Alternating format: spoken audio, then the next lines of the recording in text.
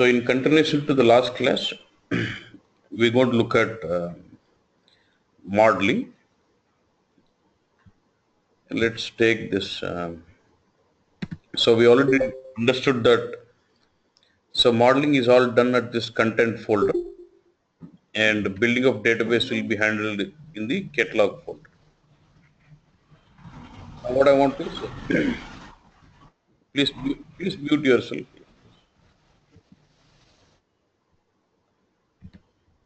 Okay.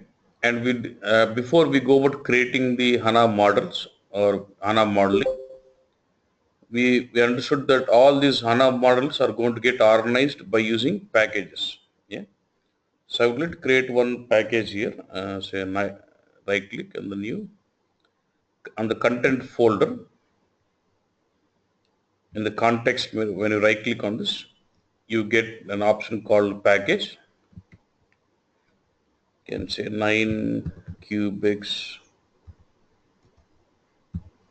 pk something. This is a package we're going to deal with.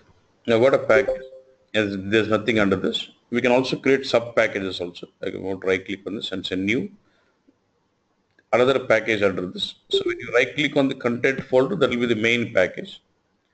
So I would like to create a sub package under this package again. So what I'll do, I'll just right click on the package right here, say new, I get the option as package, select this. So it separates identifies the hierarchy of the packages with the dot here.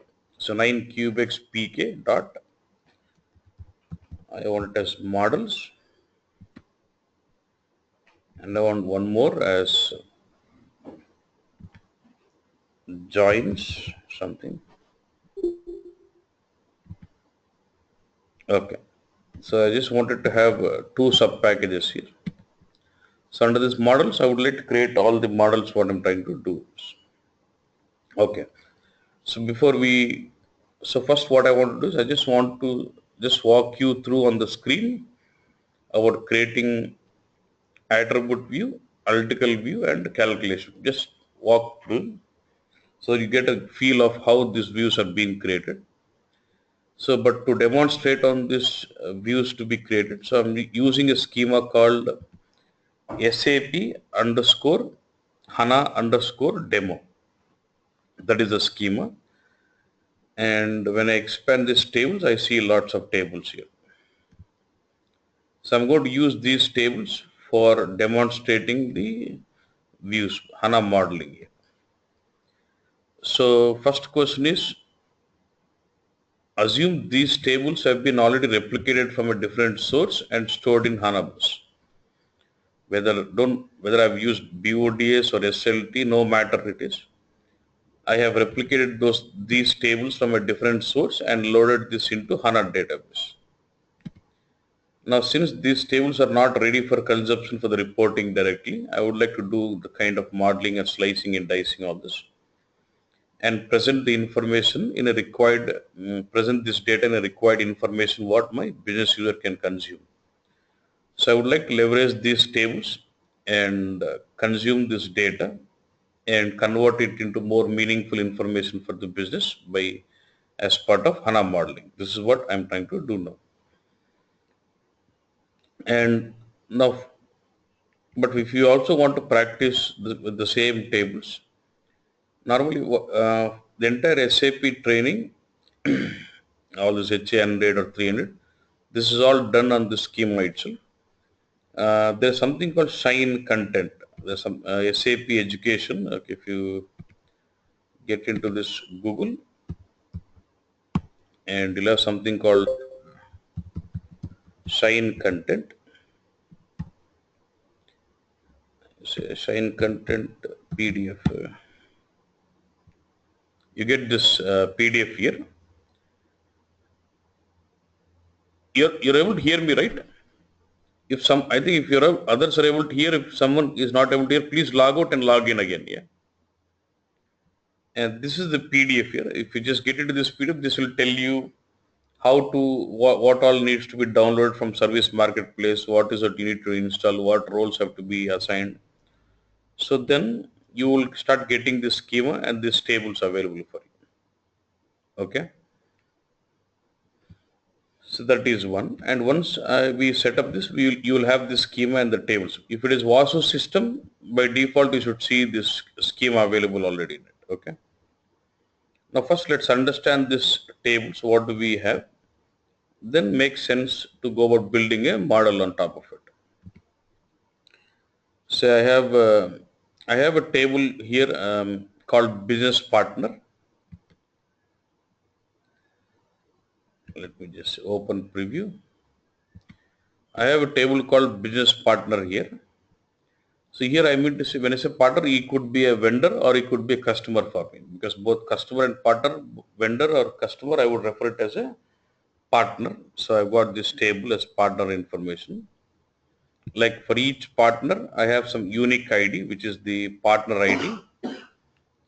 And I have another column called partner role, which tells me what kind of role is he doing, whether he's a supplier or he's a customer. So there's something like role which says 01 or 02. And I've got email address and then phone number, fax, web address, and there's something called address ID, and then name of the company, and nothing but name of my partner, legal firm, whether it's a private limited or what, public limited or what is it. And I also have some columns which says when was this created, who created this entry into this table, on what date it was created, and if there's any change, who performed this change, and what date it was changed to us. And in which currency does this partner deal with? Does this, okay, whether euros or USD or what it is. So this is my information in this. If you want to do some profiling, I can see. So total, if I just drag this, in total I've got 45 distinct values here. There are total 45 distinct partners. Yeah. And if I, sorry, if I take this role, there are two roles, 01 and 02. For 02, there are there are six partners with roles 02, and there are 39 partners with 01 as that. So total would be 45. Out of 45, there are six partners with role as 2 and 39 with role as 1. We can see the profiling like this. Yeah. And if I want to see about currencies, see there are 16 customers who who are dealing with the currency as euros, and 8 of them are with USD. Yeah, we can do the profiling here, and we can also, if you want to do some analysis and find out what is what, and then you can do this also. Yeah, so I've got this, but as per of this table, I've got something called address ID here. Look at this, some number, 34, 35, 36, 37. Now what happens is, I have another table called addresses. Yeah, I have got another table called addresses, which has got address ID. And from this address ID, I'll be able to pick up city, postal code or street or building, country, region, all those stuff. And the validity from which date to which date this has been valid from. You can make it as time dependent or whatever it is. Yeah.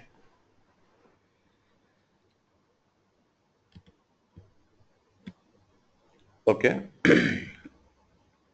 See, so you'll have referencing here. If you look at this business partner, here it says 34. If I go to this table addresses and see about 34, for 34, I see it as city as Waldorf, and it is DE, Germany, and it is region is EMEA, Europe and Middle East, yeah, and country is DE. So when I link up with the address ID, I'll be able to see what kind of city or what is a region or what is a city, country, region details I can get from this address table. Okay. Mm-hmm. Okay. Next, I have another table called products. Yeah.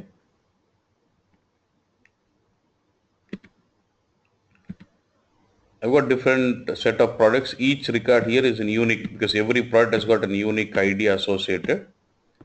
And for a given product, I see something called type code and category. What type of product it is, and what is the category of the products, whether it's a flat screen, notebooks, or I've got different categories of the products.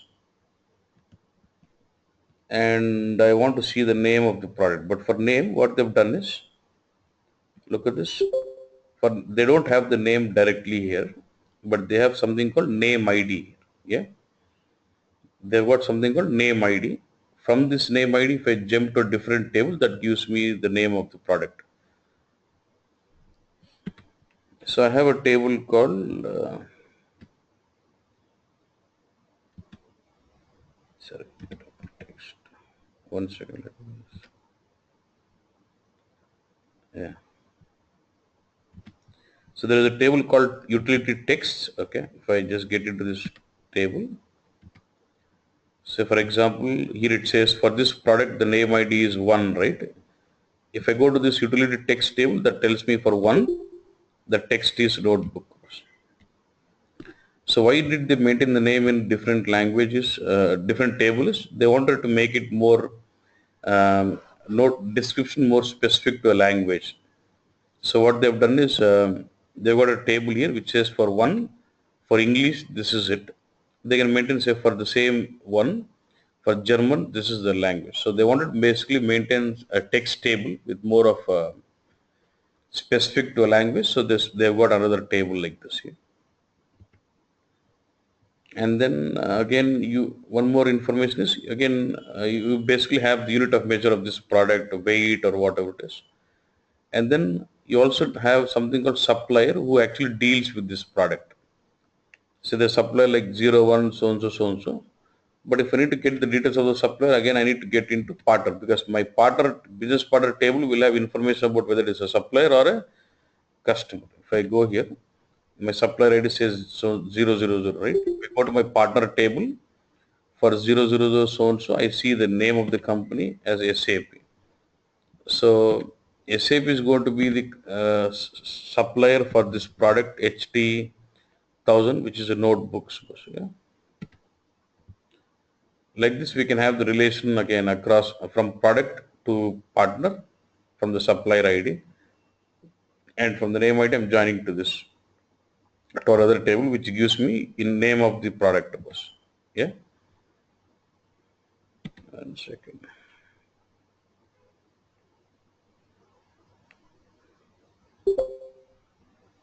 The constants.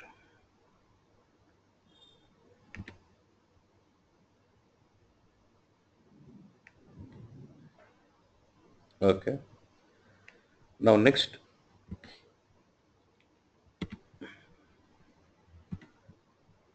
I've got another table called constants. Okay. Let's say now I see the product type as PR, right? But I don't know what, now if I go to this distinct values, just get the type codes. I've got two things. One is PR and AD. PR indicates count of 105 products, and there is one product with AD, but just want to see what does this PR mean and what does this AD mean. So what they've done is they maintain the description of this in a different table again. The table called constants. If I go down, see D underscore, see there's something like domain and fixed value, language and description.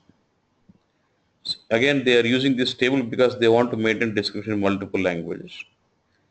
There's something called domain, like each domain, it says these are the fields of which part of it. So I'm only interested in the product type, right?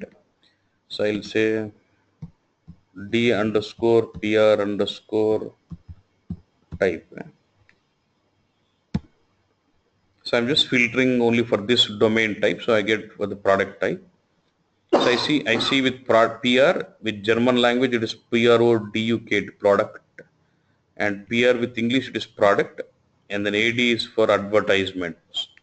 Here so now from the product table, when I basically get this AD, and if I go to this constants, I'll be able to get the name of that value. But here the names are maintained in multiple languages. Okay. So that's how I can, these are the tables where my product information is stored. Like there's one table called product. There's a table called text, which gives me name of the product. There's another table called constants, which is giving me information about the descriptions about my product type and all those. Others I'm fine. So these are the tables I've got.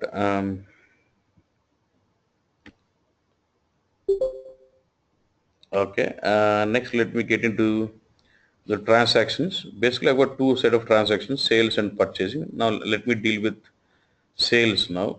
Again, I've got sales header table and sales item table. So do we understand what is, so these two would be your transactions data. I'll tell you, sales header and sales item. Header is what? It's a transaction data which is common across all the items in an order. Let's say your customer places an order. You can place for multiple items, right? So total value of the order is not specific to any item. It is the overall order value. So any information which is common for all the orders would be header, and information specific to each item of a sales order would be an item level data. Yeah. So now let me see this header table. So each in the header table, each record indicates one order, one sales order.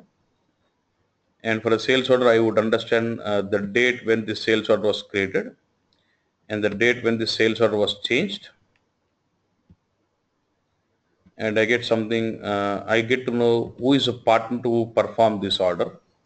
When I say partner, in terms of sales, partner would be a customer for me. Yeah. In terms of purchasing, the partner ID would represent a supplier.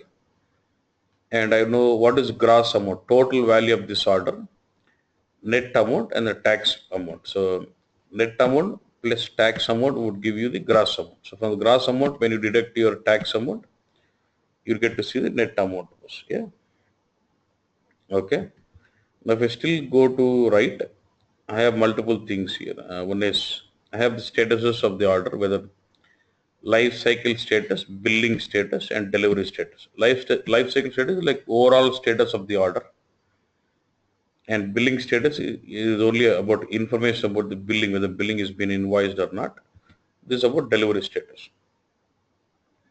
But the life cycle status or billing status or delivery status, but they're just the keys. You get to see like X, N, P or something. I see, but I don't understand what does this mean. Yeah. So again, for all this kind of constants, I have another separate table I told you. So let me just remove this field. That is not PO. This is more of say D underscore SO, right? So you can say D underscore. So if you say D underscore SO, you see this as D.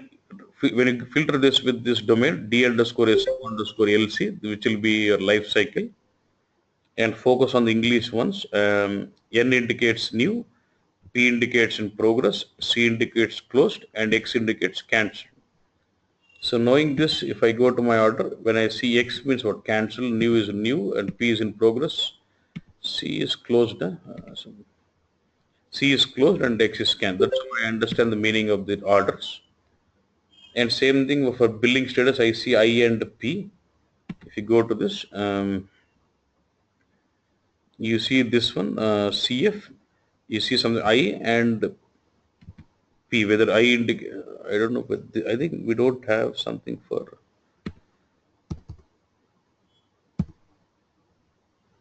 do we have a domain for this? I think I don't have it for type.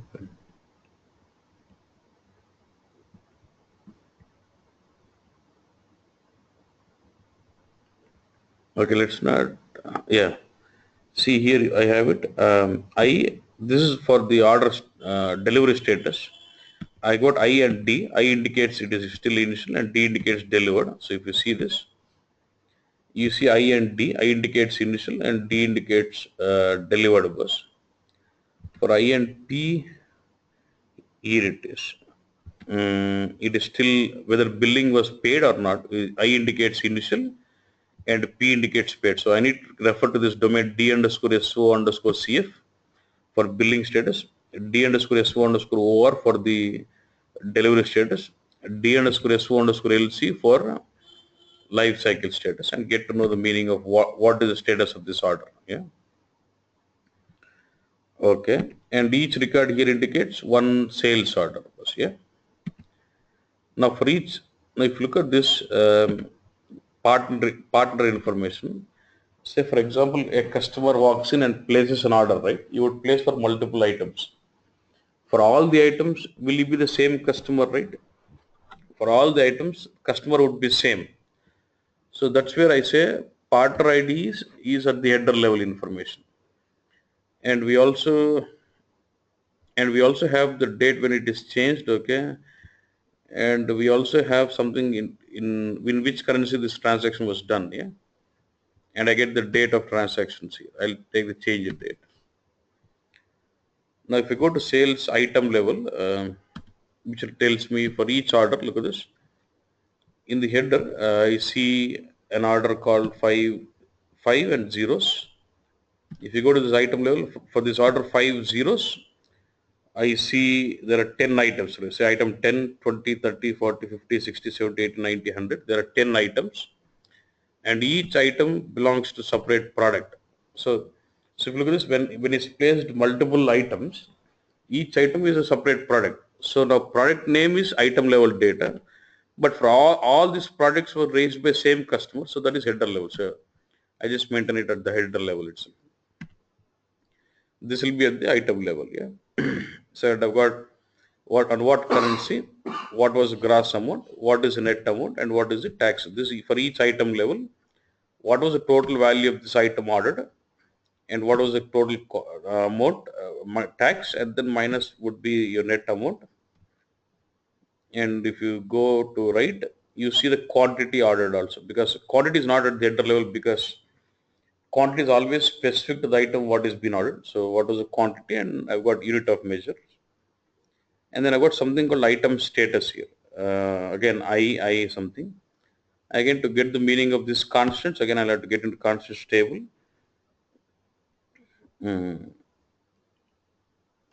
Sales order item. Look at the I indicates item. Okay, this is the domain I have to use. D underscore SO underscore I underscore ATP. I indicates what initial, available, not available. IAN. Yeah. If I go to the distinct item status, what is item ATP? ATP is availability to promise. Okay, item ATP status. I just see only one, but what does it I mean? I get to see it. I indicates initial, A indicates we're confirming that it has been available, and N indicates this product is not been available. Availability to promise. Before you promise a customer, you check the availability. So what is the status of the availability here? Initial or not available or available? Yeah. So this is what the complete data we have. Yeah. And we have something called delivery date when this item was supposed to be delivered. And in the header level, I would have the date when the sales order was created. Yeah. Till here is fine. So basically, I'm looking at business partner, product, and the sales details. Sales header or item, all the sales transaction data. So did you understand this schema? What all tables we have and what? Okay, everyone is clear on this?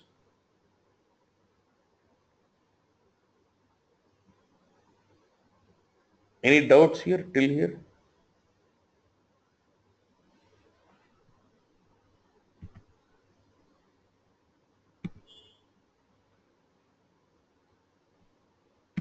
Okay. So you have a table called business partner. Yeah. Then you'll have to deal with address table to get the details of. So if you want the information of the partners, I might have to deal with these two tables. If I have to get details of the product, then I might have to deal with the product table, then text to get the name of the product, or to get the description of the product type, PR or AD, I might have to deal with the table called constants. Yeah, so all these three tables will give me information about the, or if still required, you want to know the supplier of this product, then I might have to use these two tables, this table also, right? Might be, I have to use. Because from the product, have a part, I'll have the partner ID. From the partner ID, when I join, I get to see the supplier details also. I'll say these three would be the main information. There's an extra table. If required, you can use. And then we have got sales header, sales item, and then for this, about linking between header and item, and you get to see in the constants. In the constants, you'll have the table which basically gives you about different domains and the descriptions. Yeah, and from the header, I can link up to my partner. From the item, I can link up to my product. So do you all understand this? Because if you have to be really strong on the modeling, if you got to practice a lot, first of all, you got to know what, you should understand your data. Like on what data are we playing? You should understand the data, then it makes sense to do modeling. You're okay? Just ping yes. Just only respond. If there's anyone who does not understand, just respond. Otherwise, it's okay. Fine, right? Okay. It is fine, sir, but a bit confusing also. It's confusing also. uh, yeah, because it's not one or two tables, so we are dealing with almost 10 tables in a single shot, and we are trying to discuss No, no. about all the tables. So But these are pretty. This is not something new transaction. This is more in the general terms. We understand sales generally. Yeah. yeah,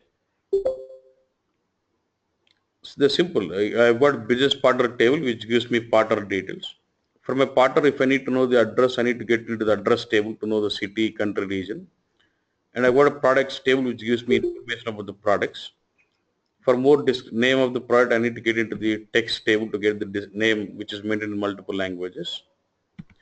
And I've got a table called constants which gives me pretty much information about different constants in the database design. I got sales header data which gives me information about every transaction of an order, every sales order. And this will be for an item, for each item of an order, you would have another table called sales item level. In this, I would get to see gross amount, net amount, tax amount, and all this stuff. Yeah.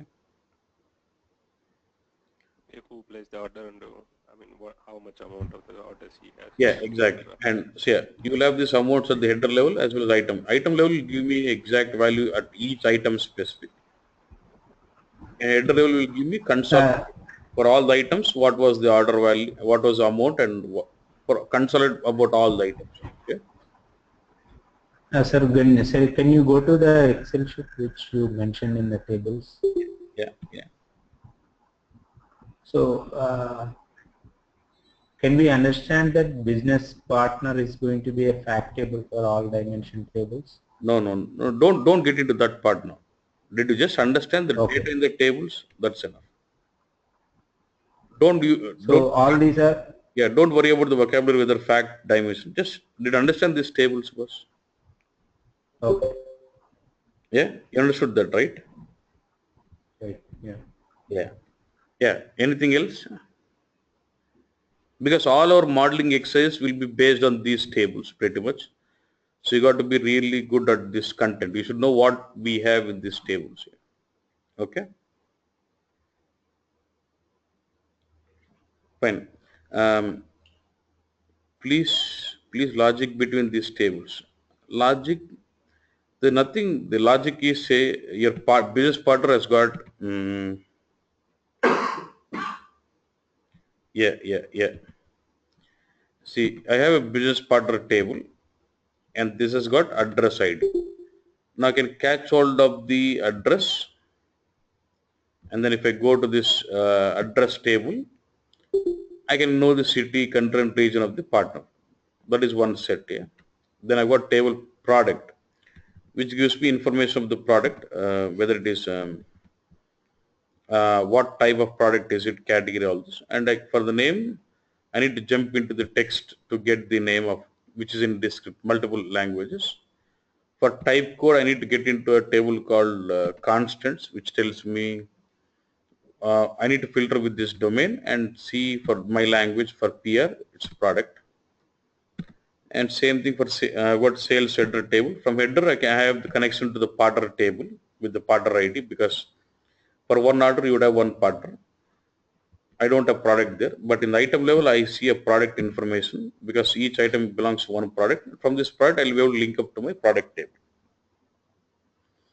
And I get to know the item status here, which again can be more understood from the constants table. Okay, fine. Okay, if you want, you can just go through these tables. So I'll just take 5 minutes break and I'll join. Is that okay? 5 minutes. Just give me 5 minutes. Yeah? I think in the systems where you've taken a connection, right? You'll have this schema. If you want to just go through that, just give me 10 minutes. I'll just join back. Okay. I'm just coming back, please. Okay. Okay. Please. The WASO system, right? Just connect to that and try to see the schema and then try to see the tables once. Analyze yourself. I'm just coming now. Yeah.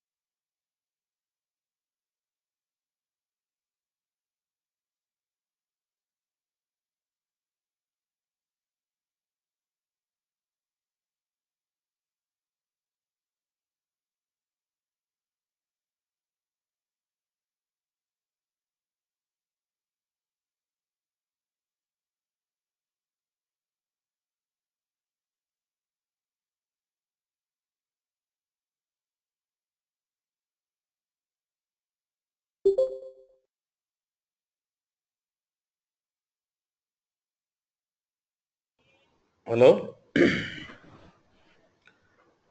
So done, boss. Shall we continue?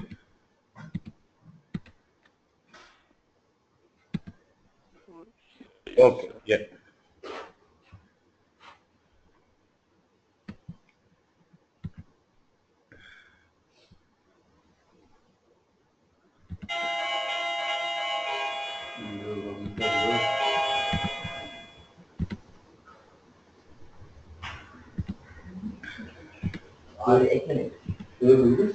Okay. So basically, I would like to build a data model on which my business users can do reporting on. Let's say they would like to analyze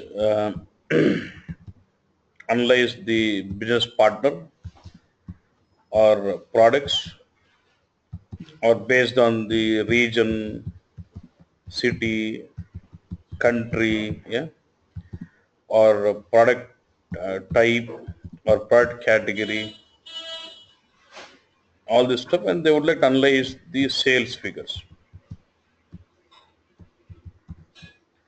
So they would like to analyze all these dimensions: business partner, product, region, city, country, category, type, based on the sales figures. And they also want to have the analysis on whether closed or open or different statuses about billing, delivery statuses, all those, they wanted those analysis on with those sales figures. That's the, one second.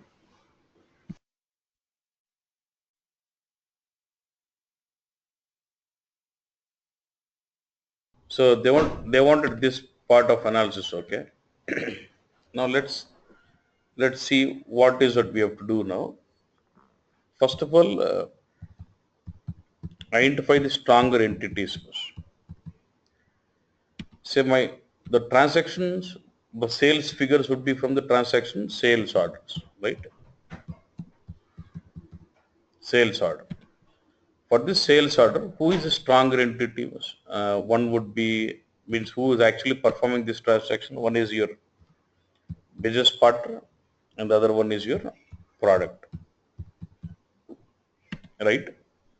So it means you're analyzing the sales figures, sorry, you're analyzing business partner and the product details by using the sales figures. So these are the stronger entities who are actually performing this transaction. So these will be considered as the stronger entities or nothing but dimensions.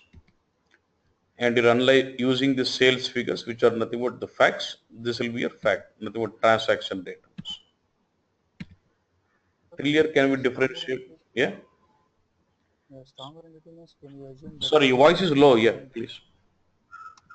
stronger entity means can we assume the columns which are having the distinct No, don't values? get into column. Just understand the business. When you say sales order, what customer walks in and places an order for a product.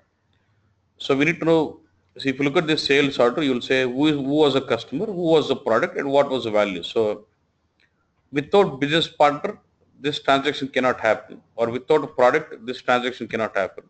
So these two are the stronger entities, and they are interacting and then performing this event called sales order. Okay. So when business partner purchases a product, then there is an event called sales order. So these two are the dimensions which are actually performing this fact, or these two are the stronger entities which are performing this transactions. Okay. So these two would be considered as your dimensions, and this will be considered as your facts. Yeah. So I'm going to do this design in two cases. Implement this design or model this in two cases. One is case one, using analytical view straight away. I'm going to use the analytical view and implement this case one. Case two, I would use the attribute views and analytical views, both. So let's focus on the case one and see we're able to provide the reporting for the business here. So understood what you got providing with all these dimensions, with the partner, products, and all those tables to be joined, and provide him with all the kind of list of the fields what you want like to use for the analysis. Okay. So I'm getting into the models. I'm going to create an analytical view now. Say new. Look at this. I'm going to right click on this package. Say new. I would say analytical views. So when you say, because whenever you would like to involve measures, okay, or facts, it has to be analytical view. So I'm getting into analytical view, and then it's just the name of the analytical view. So I would say ZAN sales 001. Yeah. This is the technical name and description, and this is the name of the package. So package name always comes with an hierarchy. It comes with separated with the dot 9 cubics pk dot models, and this is the type of view. What type of view? Do you want to create attribute view or analytical view, or what? I wanted to go with analytical view. We'll come to this all this. Say finish. So it takes you to the canvas or a modeling screen where you can start modeling your analytical views. So when you get into this, you'll basically have two blocks. One is scenario block here and the details block. Scenario would basically give you the story of what this view is all about. And this will be and depending on what node you select, the detail screen would change. Okay. So in the scenario, if it is an analytical view, in the scenario you're going to have data foundation, star join, and semantics. Okay, and depending on the node what you select, your right screen would change here. Okay. Now what is each of this node does? Look, if you look at analytical view, this scenario is fixed. This scenario is fixed. You always have to have a data foundation node, star join node, and semantics node. Now if you look at this, now let's see the purpose of each of this node in the scenario. As part of data foundation, you basically list out all the tables on which you would like to build this model. Let's say you're trying to build an HANA model, which is an analytical view. Always, as part of data foundation, you specify the list of tables what we are trying to use in building this model. It could be one table, it could be 100 tables, it could be 150 to n number of tables. Fine, no issues. So as part of data foundation, we're going to list out all the tables what I will be using to formulate this model or to build this model, and establish a relationship between those tables. Say if I bring in 5 tables, I would have some relation or nothing would join those tables out. So as part of data foundation, we're going to list out all the tables what I'm going to use in building my view or in building my model, and establish a relationship between those tables by way of joining them. By joining those tables, I'm going to relate those tables out. And apart from that, we can also use data foundation when you want to do filtering of data also. For example, I take this business partner table. If you remember, I had two roles, business partner role like 01 and 02. Let's say I'm interested only in to read only those partners where the role is 01 only. Then I can apply a filter on the table saying as 01. So three things majorly. One is about listing out all the tables what to be used in creating this model. Establish a relationship between those tables by way of joining them. So when you're joining, you can start using those inner join, left outer join, right outer join, all those type of joins. There will be some new type of joins also we'll discuss, like text join, referential join, temporal joins. We deal with those. So it's about establishing the relation between those tables by way of joining them. And then if required, we can also go about applying filtering on those tables. Like it's similar to your where clause. When you say table, it's like you're reading all. When if you instead of reading all, if you want to filter out certain data, I can apply filtering also in the data foundation.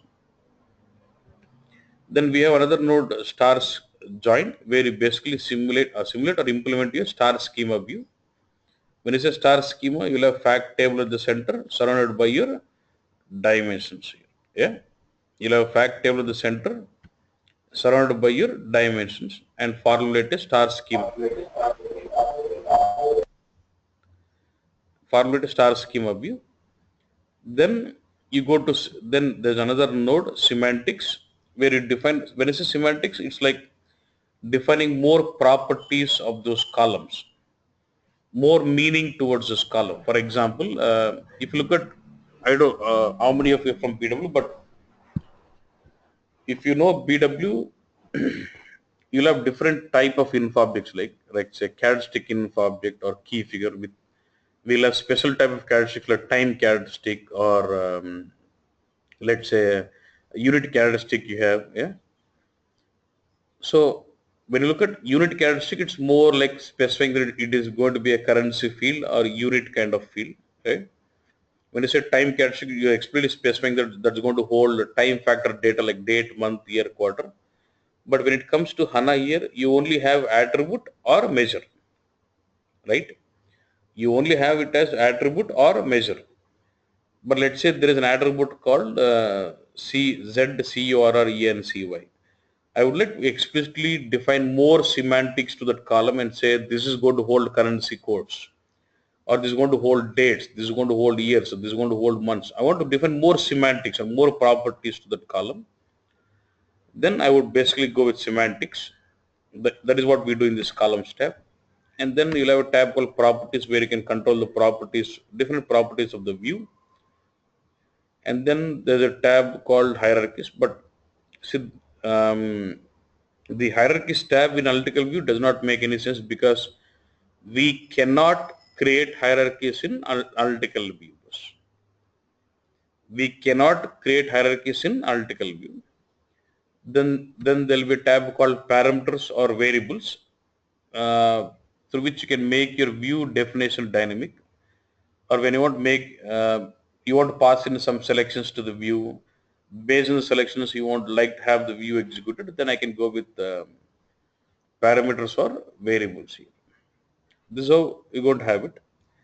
Let's implement our scenario where my user wants to have analysis on city, country, region, partner, product type, product category, product, and I want to see on the statuses of these order for how many were closed, how many were open in delivery, how many was paid up in billing, how many are not yet paid, for all that, what is the total life cycle status of the order, whether how much has been closed out, what is value of it. So you would like to do all this kind of analysis now. So I'm going to add those steps. So I can just in the scenario block in the data foundation, I can just click this button to add the object. or in the canvas here. So I've selected the data foundation.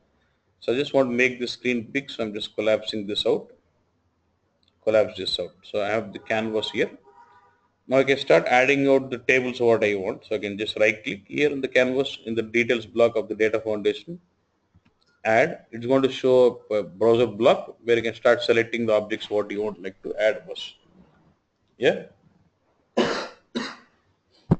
So this could, now let me just choose my tables, SAP dot HANA dot demo. So these are the tables. So I would like to use all these tables one by one.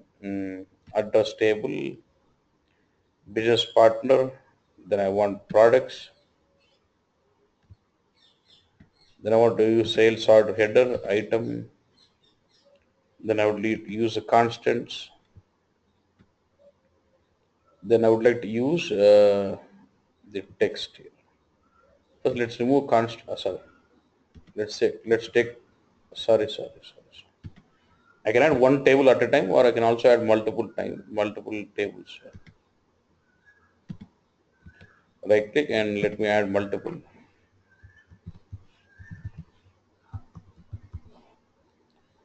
So what all you want? I want address, product, and then I want sales header, item. Then I'm going with text. These are the tables what I have added out. So I get to see all the table structure completely. Once we have the table, if you want to validate the data, you can just right click on this and say show data also. You can always see the data of the table.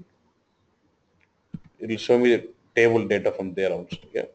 You can right click on this. You can see what all columns we can validate the structure of the table here. And if you want to see the sample data, you can always right click and say show data preview, which will show you the data. Yeah. Okay. Now I brought in all, there's still some tables which I might need, but for now I've just brought in all these tables. Now once I bring in all the tables into the data foundation, so I list out all the tables here, which I would like to use in building my model. Once I get this out, I would like to, now I need to establish the relationship between those tables. Yeah. Now how do I, so to establish a relationship, we need to start joining these tables out, right? Now first thing, let's go one by one. Let's finish up with the address. We have these two tables, address table and we have the business partner table, right? So I would like to join the information, join these two tables. Now, can you tell me which is the parent table from this? Means business partner will have the partners, and this will have the address ID here, which is the common one here. The name could be same or different. The data element must be same. So from this table, I would like to refer this address ID and join to this table based on this address ID here. Yeah. Now I can either do a drag and drop like this. You have got to see this screen here. You'll see this properties window. If I select this table, you see the properties of the table. If I select, see it says the so and so is a table name. This is the schema. There's a column type of table is column. Number of columns are 10. Yeah. You remember what is this enable history? You remember other day we've seen history enabled table, and this table is not of history enabled session. If I select a column, you get to see properties of the column, name of the address ID, what is the column name, what is the data type and length. So here I make sure even the column name need not be same, but make sure the data element is same. Then we can join them out. Yeah. So for joining, so you got from partner. When I see the partner table, I would have address ID, and from that address ID, I can jump to different table to get more details. So I would say partner table is like parent tables. Parent, let's say there are two tables. First recognize the parent table. అంటే ఏ table నుంచి వేరే టేబుల్కి వెళ్ళాలి అనేది important. Say I have business partner table. From business partner, if I need to jump in to get the details, I need to jump to a different table. So basically, business partner gives me all the information of the partner. For more details of this, I need to jump to a different table. So I would say business partner is a parent table, address would be a child bus. అంటే business partner మొత్తం information ఉంటుంది. ఇంకా details కావాలి, deep బోల్ అన్నప్పుడు address టేబుల్లోకి వెళ్తాం. అంటే address is like a child table towards my business partner table. So from parent table, always when you want to do a drag and drop, from parent table, you try to drag it and join it to the child. Okay. So catch hold of the address ID from the parent table, which is your business partner table. Then drag and drop here. Just drag and drop and connect to this child. When I do this, look at this, it is actually formulating this join here. Look at this. The orange line is a join condition. But look at this, here it says, now when I select the join, it shows me properties of the join here. It says left, it is automatically taking which table is left table here. Look at this.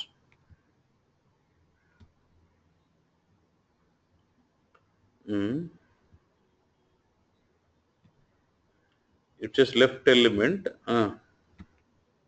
is what? Your, what is this? Business partner table, parent table, and right table is your address table. So it says business partner dot address ID is one element, and address table dot address ID is another element. And we are joining both. What is this here? See, look at this. There are different join types here. I know we understand inner, left, and right, but there are two other new joins. Look at this: referential join and text join. We'll come back to joins later in detail. But for now, I just want to join it on the common values matching up. Only the matching values to be fetched. So can I go with inner join for now? Means what? Yes. For now, we'll just use inner, left, right because we know those. Yeah, let's come back to those others later. That is it. Was I can establish a join like this with drag and drop. That is one way of doing it. Or other way of doing it is you can just delete this. Otherwise, you can just right click on the plain canvas and you get option as what? Create join. It opens up a create join dialog box. It'll have to space. Always join would have two operands, left table and right table. If it is left order join, makes importance of identifying which is a left table, what is your right table. But for me, I'm just going with inner join, so it doesn't mind. So first select the left table. I want it as business partner table, parent table. Right table, I'm going to select the child address table and select this address ID here. Right, you can just drag and drop this here. I can also do this way, and here I specify the type of join, whether referential, inner, or what. I'll go with inner join now.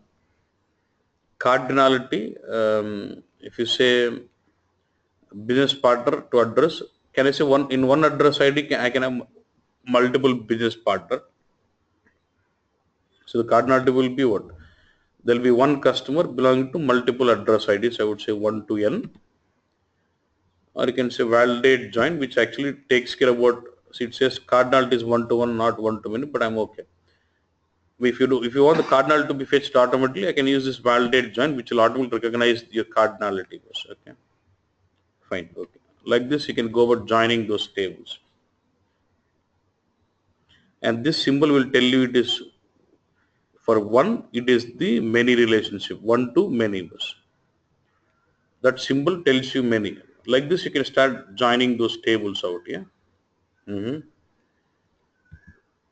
Let me join again. Create join. Can I join from sales header?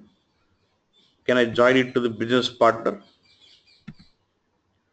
Because sales header gives me the partner ID details. So from partner ID, I'm going to join this to this.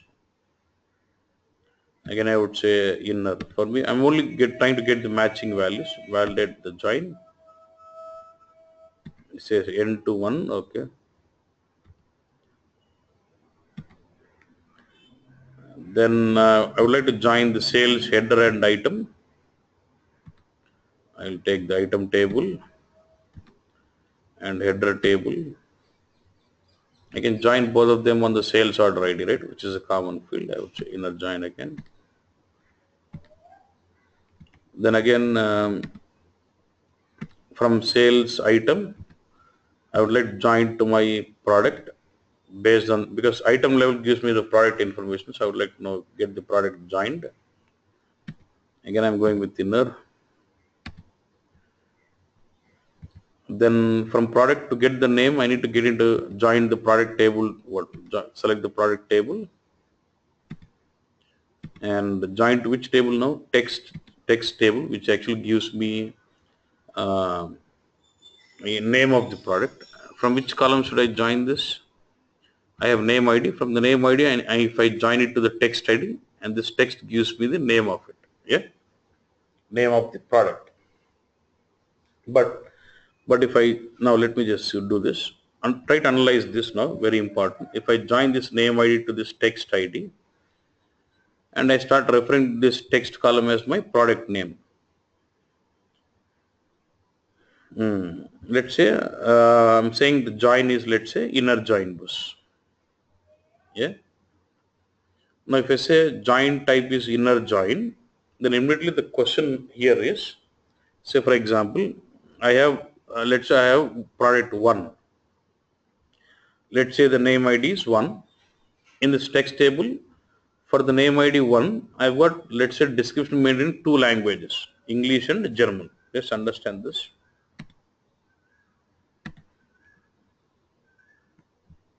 So in the product table, I've got, let's say, P1 and the name ID is 1.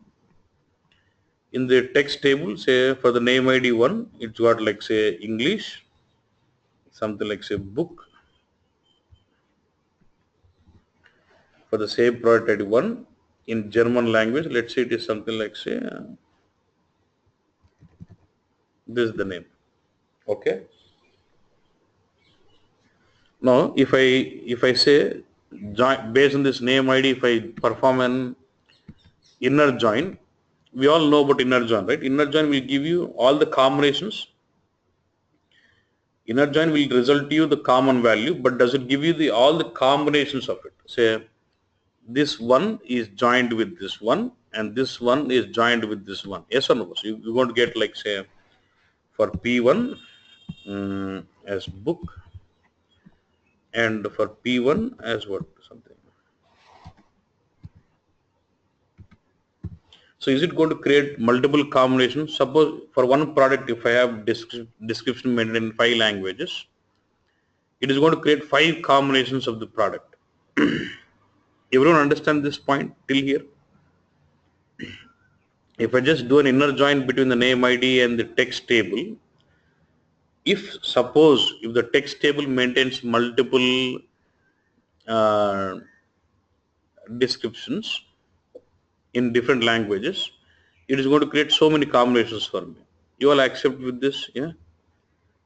So what I would prefer to do is, I would say now, first of all, from this table, if it has got multiple languages, I'll filter saying, I'll say filter this table saying where language is equal to E. Okay. So then what happens? Only this record will be selected with the filter. Then I'll join on this record with this. So I'll only pick up the English language records and then join with this one. So obviously you'll get only one combination of it, right? Accepted was.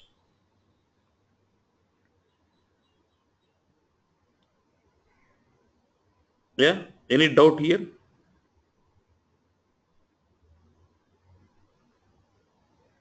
Sir, that where combination before you repeat, I mean, can you please repeat that once? Yeah. What I'm saying is, suppose I have 2 entries here. I've got for one name ID in this text table, the same name ID has got description maintained in 2 languages. One is E and one is D. One D indicates German, E indicates English. If I just do a normal inner join saying product table dot name ID is equal to text table dot text ID. If I join this, so I've got one here once and here I've got twice. So it joins with 2, it brings me 2 combinations. So every common value is joined with every common value, right? In case of inner join. So then it's going to create me two combinations, say P1 as book, P1 as AC, so on. So it is going to give me two combinations of the product in different description. Yeah. But that would basically double up my values. So what I want is, here I would like to refer it only for English language. So what I'll do, I'll apply a filter on this table saying language is equal to E, so that only these records are fetched from this table and this will not be referred. And now after fetching only the English records, then I'll perform a join, say 1 on 1, then it actually gives me only one result. So this since the second record will not satisfy the filter, this will not be considered for the join. Yeah. Yeah, gotcha. Is this clear, everyone? Yeah. Because of this filter being applied on this table, it will consider only the English language records. Then when I join this, it will have one to one, so it only gives me one combination of the product, one name for the product.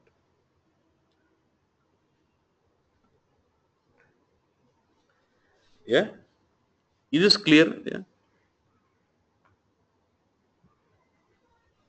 Yeah, clear, sir. Okay. Now the next point of discussion is, okay, now I filtered it with English, it's fine. Now tomorrow I actually wanted with German, let's say not English bus. Then I need to filter with what? D. Then it fetches with D bus, right? But if I keep changing like this, it is not fine. I want to make this dynamic, saying, let's say there are 5 users. There might be 2 German users and there are 2 English users. If user 1 and 2, if user 1 and 2 logs in, then I need to pick up the description of what? English. If user 3, 4 and 5 logs in and tries to see the HANA view, I have to show him the German description. Yeah. You understand with this? So my requirement is not saying language is equal to D or language is equal to E. I would like to say language is equal to login language. Yeah, got this?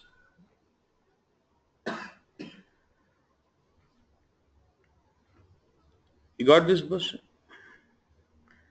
Suppose if in a user login, I would have the setting done saying for this user which language. For example, if you see, let me show you once.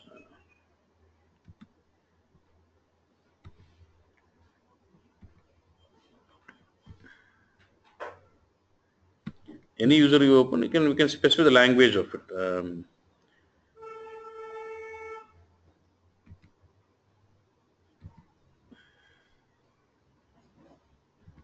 Local and for example, if I select this connection and say properties,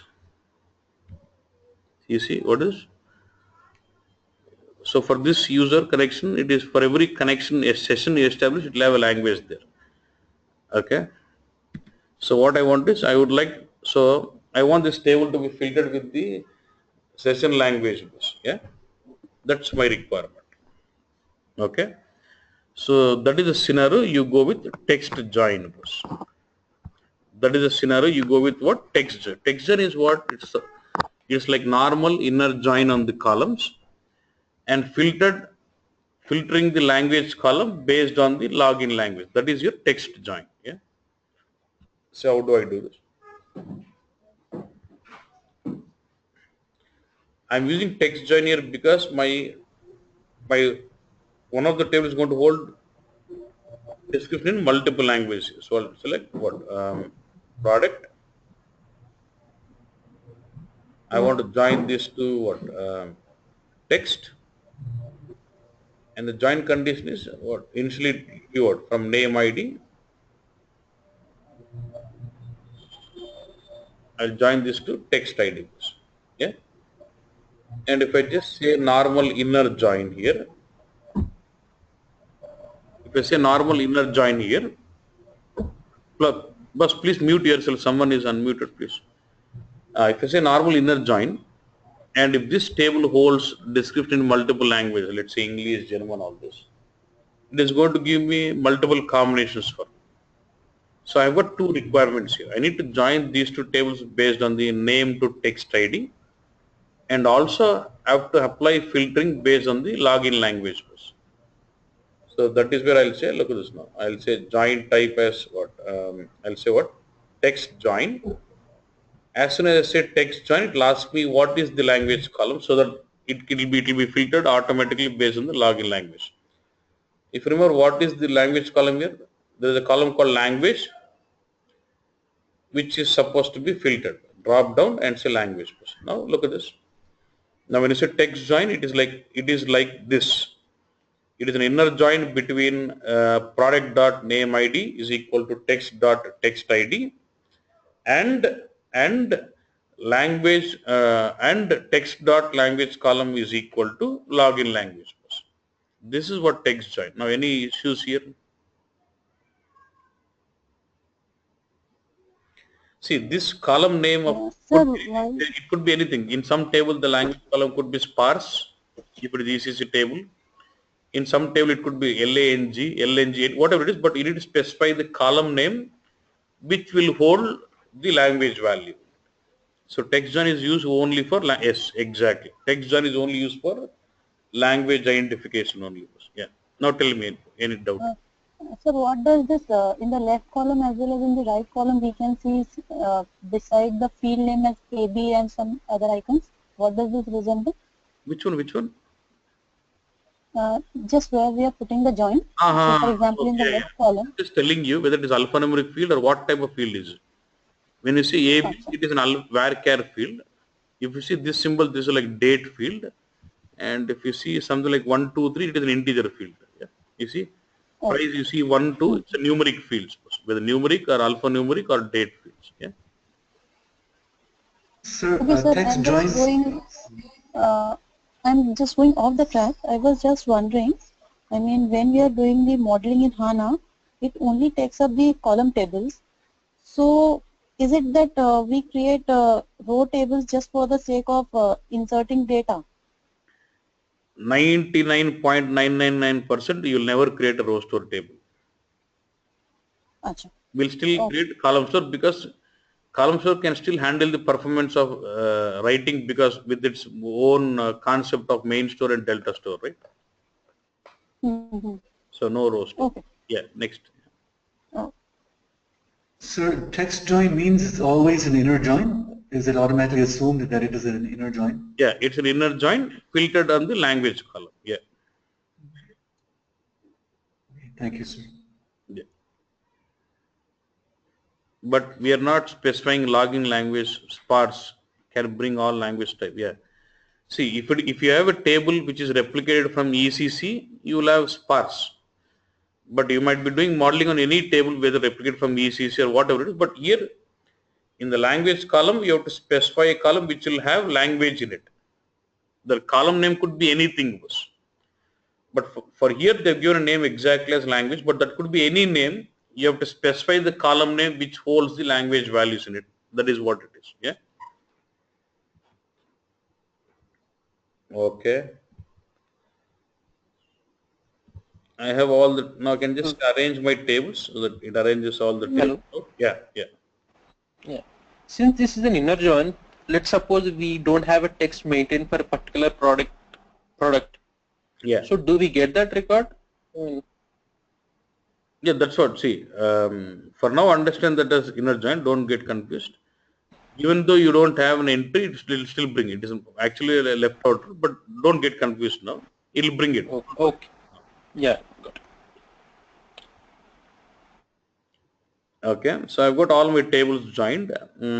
Apart from this, if you remember, we also had a requirement to get to know the description of the closed or not. Yeah, for life cycle status.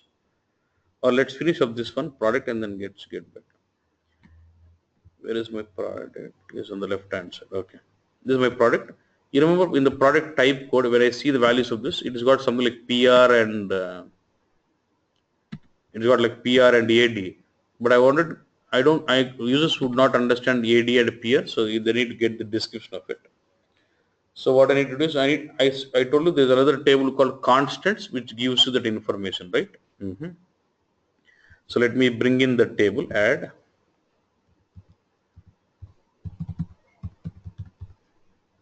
So let me bring in that constants table. Now from the product table, I would like to join. Now if you look at the constants here, I have something like domain value and all this stuff, right? To make sure about the product description, there are a lot of domains here maintained. For which domain values are we interested in? We're interested with this product type, right? D underscore PR underscore type, right? So this is what where it gives you the information about the product type. So what I can do, I'll apply a filter. So I will say right click. You want to apply filter on which one? So in the data foundation, I can also apply filtering also, right? Select this domain, right click. You get an option as what? Apply filter on this column. I would like fix the filter where equal to. You can use any operator. Equal to, not equal to, between, in list, not in list, is null, not null, less than, greater, anything, contains pattern, anything, equal to. From a single value, I'll just say equal to what? Can I say dr underscore pr underscore type? Okay, okay. See, you see this symbol indicating there is a filter applied on this. And when I try to see the data here, you have a table and dr underscore pr underscore type will give you, sorry, let go down. So I've just filtered only for, so when I say filter on dr underscore pr type here, just apply filter, product type typ.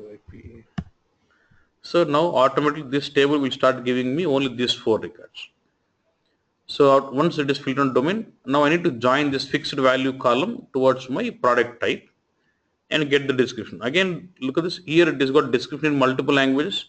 If I just do a normal inner join, does it going to give me all the combinations? It's going to increase the combination. So for each product type, it is going to create four combinations, which is not correct. So I need to join this fixed value to the product type based on the language. Okay. So again, what I'll do, right click, create join. I'll take the product table. I'll join it to what? Constants. One second. Then what I'll do, from the product type code, I'll join it to the fixed value. And apart from this, I want that to be filtered on the language, like login language. They'll say what? Text join. Say what is the language column here? LANGUA. So I'll select this as the language. Now tell me any doubt here. Yeah, sir, just if you can go back to the previous filter, you filtered like 4 based on the, is it based on the description? Based on this domain name, yeah. Yeah, based on the domain name, but it is varying based on the description or based on the product value or fixed value? No. Actually, what they've done is say I actually wanted to have descriptions for product type, life cycle status, billing status, delivery, all this. Instead of giving a number of tables, they've given a single table as constants where they're going to maintain description of every field, every value. So to differentiate whether So, this is the key for which one, they maintained a column called domain. Yeah? okay, I mean, which is the unique index that is being used? Which is the unique value? Is it product type or the, Unique would be combination of all these three. DPR okay, type, fixed value, language, all these three will be unique combination. all these 3, okay, okay, Yeah. okay, sir. Got it. So I'll say I again arrange the types. So I've got my product table. Look at this product table joined to constant as well as text also. It has joined to the text to get the name, and it has joined to the constant to get the product type descriptions. Done, right? Now, if you remember, I had another requirement. Even in the sales header, I've got something called life cycle status, which will give me X, P, N, C. I don't understand those codes. I want the complete description of those, right? Again, for this, again, I need to consider the constant table, constants table. Now, the question is, I have already used, see, please unmute, mute yourself, please.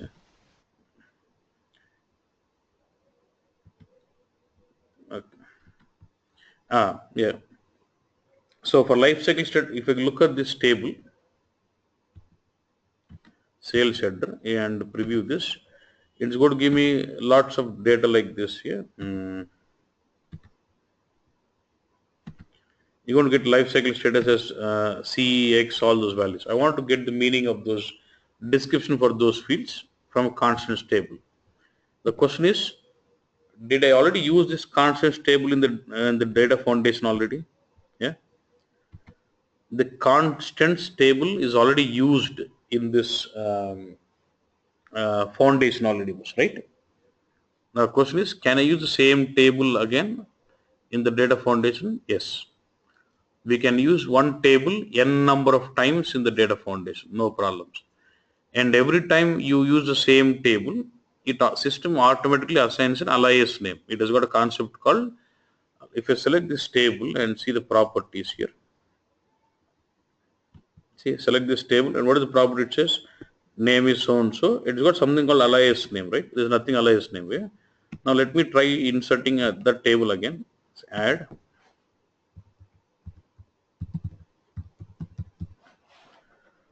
Take the constants table again. And where is that?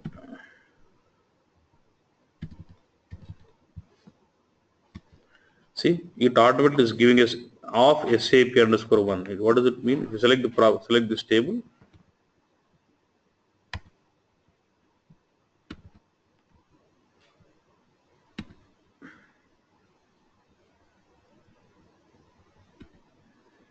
see, now it shows properties of this table saying table name is SAP underscore HANA underscore demo underscore utility constants, and alias name, it has taken a duplicate name. It is going to do another name for this as SAP underscore name. I can change this. This alias name is going to be this for life cycle status table, something. I can give a different name for alias name for the table. Yeah. So because of this alias concept, I can use same table n number of times into the data foundations. Now, if I look at this table, Sir, yeah, sir, can't we join this particular constant to the particular life cycle table? I have to join. Whichever it is existing the content. Yeah, if constant table. When you drag and link it. Yeah, see, if I join straight away without filtering, let's say, look at this now. Page down. See, I have X here, X here, X here. In the life cycle status, we'll have X bus. Now that life cycle status X should be joined only with this X here, or all the X here. Tell me. The X in the life cycle status must be joined only to this value X, where my domain type is D underscore SO underscore LC only. Yeah. Okay, now we need to do the filtering. Yeah, I'll do. Yeah. Again, I'll have to do filtering. Acha, okay. So for joining, I only have to, for life cycle, I need only to consider this one, D underscore SO underscore LC only. So I'll say, so select this domain, right click, apply filter, equal to D underscore SO underscore LC. Okay. And then join this. Create a join from sales header. I'm going to join to this, which one? Constants life cycle status alias table. And join it from where? From life cycle status, I'll join it to this fixed value.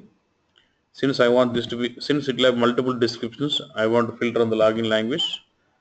Text join, and the language column is language. Done. Similar way, I need to get it for, let's say, arrange the tables. See, now my header is joined to this to get me the life cycle status. Same way, I need to go with billing status and delivery status also. So right click again, add again. I need to bring in the constants.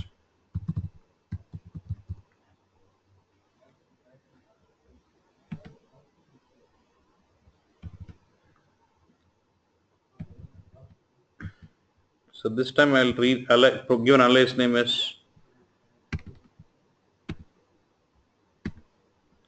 not refreshing.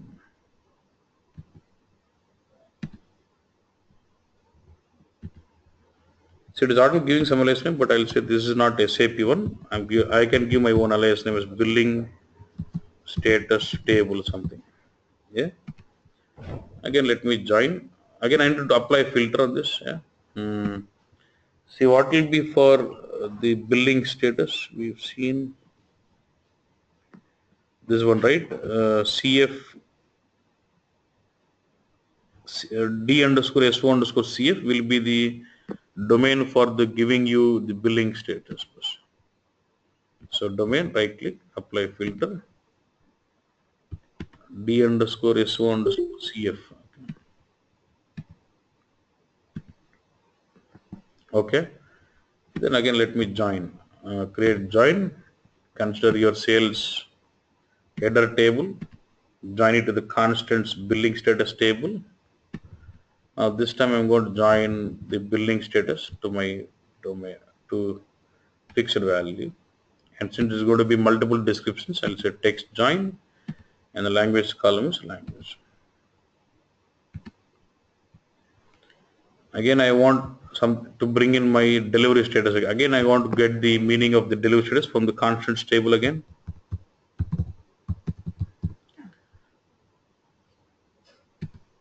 Constants again.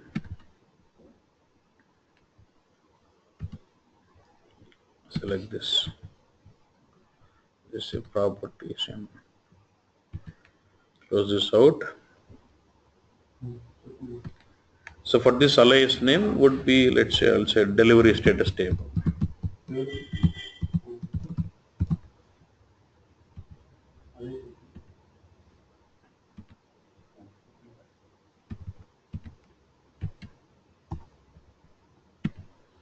And now filter this on the domain, right click and filter.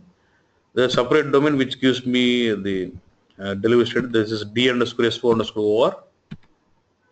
And now let me join it to the header again. Sales header, join it to my constants delivery status. Delivery status joining to this fixed values.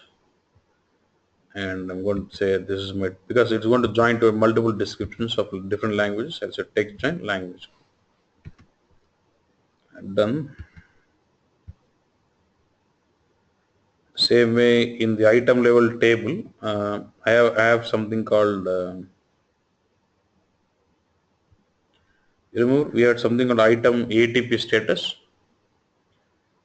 So again, there's another domain which gives me information about this item status. Sales DSOI item level ATP availability to promise. Okay. So again, I need this constant table once again and say add.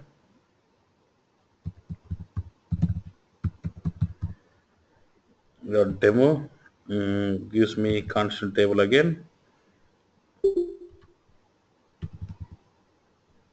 Get the table to the last. I would like to rename this as sales item ATP status table something. I can give my own alias name, and I would like to apply filter so it gives me only those. Apply filter. SOI ATP. Then join this to the item level table. I'll take sales item table, joining to the item status table. Item status to be joined to my fixed value, and it's going to be a multiple description. So text join, and language column is this language. And then I can just arrange. I think pretty much I've joined all my tables. So we have established a relationship again. Now once it is done, so as part of data foundation like this, you can list out all the tables what you want. And we have to establish a relationship between those tables by performing a join. and we can also have an option of applying filtering on those tables. Now I would like to output, now after this, we need to list out the columns what to be projected out for reporting. Yeah. Say what all I need. So you can start selecting the columns from each of this table what you would like to project. Yeah. Hello. Hello. Yeah. Sir, these are the fixed values we are getting from the source, right? So instead of doing this manipulation in HANA view, if you're doing in BODS or SLT, so then performance is good, right? So these are the sources we know. What manipulation you're trying to do? What do you want? Here it is showing the status is I is cancelled, like that it is showing, right? That is I for each line item. If it is cancelled, user want to cancel status, right? Instead of a code, Yeah. we are showing as a cancel, right? Okay. So this So what I calculation understand, in BOD, the question what I understand what you're saying is, you're extracting while extracting from source through BODS itself, I can yes, join this I or X whatever it is to another table in BODS and replace that I with those exact names and load, right? That's what you're saying, right? yeah, yes, yes, sir. So nothing, you can do that, nothing wrong because BODS is an ETL tool, right? You can do that, no problem. But the problem here would be Okay, with what will you fill? For example, say you're getting a table with I, okay? And I give you another okay, lookup table says I English equal to initial, I German equal to let's say something else, okay? Now with which language will you join? oh, How do you know whether there might be users of multiple languages? How do you know which user would log in and execute your view? okay, okay. Language specific is difficult. So okay, yeah, got it, sir. Because in the BODS, you will never knew or you never know user of which language Okay, is trying to view the content of this view, right? content of the yes, yes, got it, got it. And that is one point to be considered. And one more point. Sir, One second. Yeah, Let me answer this question at completely. the And one more point to be considered is now if you try to do a lookup table in the BODS and replace those I with some values, yeah. Now the problem will be see, today I am feeling that I should be shown as initial, yeah. okay, Tomorrow, let's say you loaded some historical 1 lakh or 10 million records by using lookup table and replaced I with initial. Now tomorrow they change that this is not going to be initial, this is actually supposed to be new. I enter new one Marsaran. Then do you end up reloading all the 10 million records again got it. so that it executes the logic again? Yes or no? Yes, yes, it need to execute. Yes, So if I use this way, I have much more flex. If I just change my value here, automatically it gets reflected in the reporting with this new name. I don't have to reload any data. Even yes, that needs to got be it, sir. considered again. Yeah. Yeah, got it. Yeah. Yeah. Next question. Yeah. uh, sir, see, if we load the data and if we do reporting, I mean, at the time of reporting, if we restrict the user language, will it be any problem? Even say you want to join everything and then filter it on that language, right? Yes, yes. See, So, look I at the mean, question. Yeah, logical. Yeah, good, good. He is asking me instead of using a text join, let's say there is a text table with say 100 languages, okay, and I'll do a normal inner join so that the view will give me data for all the languages, right? Then in the reporting, I'll have some variable or prompt where user will select the language so that only that language records are shown. Yes, that is what you're treating, right? That is what you're trying to ask. yes, or based on user preference. I Yeah, yeah. mean, You do whatever you want, whether user will enter the value or based on the user preference, dynamically you have an @ prompt function filling with user language or whatever it is you can do, or user is yeah, whatever it is. But if that is a yeah, case, now imagine I have a product name maintained with 100 languages. Yeah.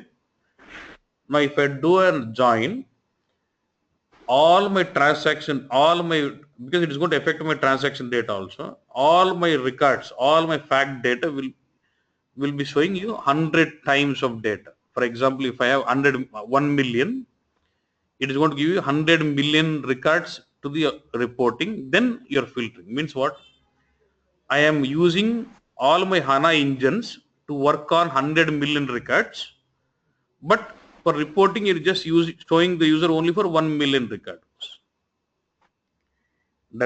Is it So good? that will be at the runtime, right, sir? Will it not affect the query performance? Oh, sir, joins will be at a dynamic level, right? No, you say, no. The question was what? We'll build a view like this with all normal join. In the reporting, you'll give a prompt, right? If you give a prompt in the Yes. reporting, first of all the view is executed with all the languages, then it is filtered out, right? Oh, That is one. yes. So then what we can do is you can say we'll use something called input parameter, which I'll pass the value from the reporting. So based on the value, the definition of the view changes. Like say here, instead of using text join, I can say like this: language apply filter Yeah. with en, e or d.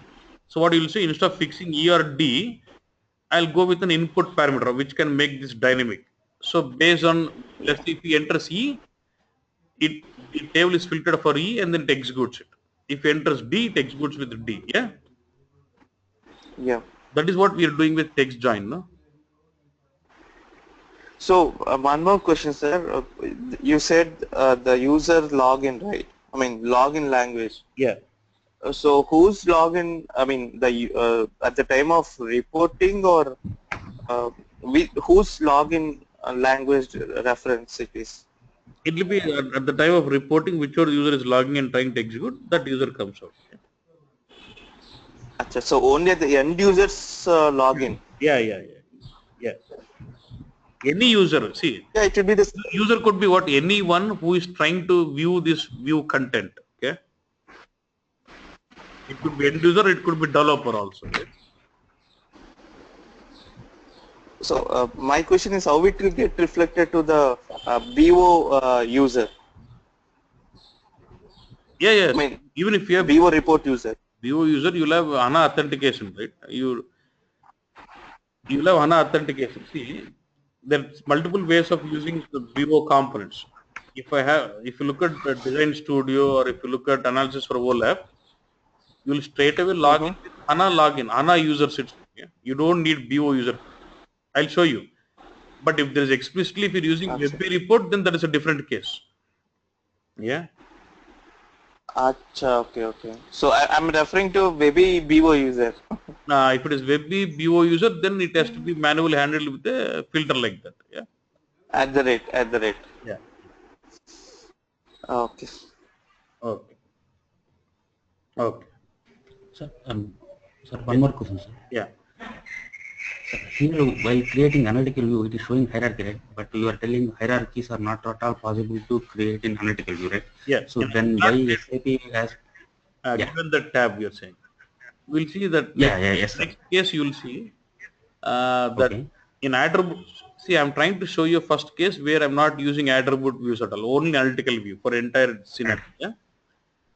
Okay, fine. So the next case you'll see that when you create attribute view, you can create hierarchies, and these attribute views can be used into analytical views. When we do that, the hierarchies from attribute views will come into analytical views, but we cannot create hierarchies in analytical view. There's no direct initially we option. need to. One second. You cannot create hierarchies in analytical views straight away. Okay. But you can create hierarchies in attribute views. And I can use that attribute view into analytical view. When I do this, all the hierarchies what is being defined in the attribute view will be used into analytical view. And to show that, that is a tab available there. Yeah. Okay, fine. Yeah. Right. Let me start selecting the columns what I need. Now you can just toggle this button. You can just click this button to select this. Then look at this. You have a block called in the right side output. This will start listing you out all the columns here. City. I want it as then what? Country. Then I want it as region. You can select one by one like this. from this table I'm only okay with this. From here I can just even do it this way. Right click on the partner ID and then say add to output. I can do this way also. So I want company name, add to output. That's fine. Nothing else. Okay. From billing status table, I just want this description, which will be billing status out. I need to change this naming later.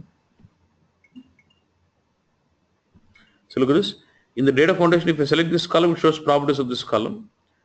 Here I'll not be able to change any name. Okay. See, in analytical view, data foundation, I cannot change this column properties. Then I want, from here I want, partner is already selected. Then I want sales order I'll take from there. I want, and I just want life cycle status, not this, sorry. Okay. This is only for joining. From here I take sales order ID, item ID, then product ID, then I want gross amount, net amount, tax amount, and then currency of this value. Then I want quantities and then unit. Then I want this description, which is giving you life cycle status description. And then I want this description, which is giving you delivery status description. This is why I want item level description.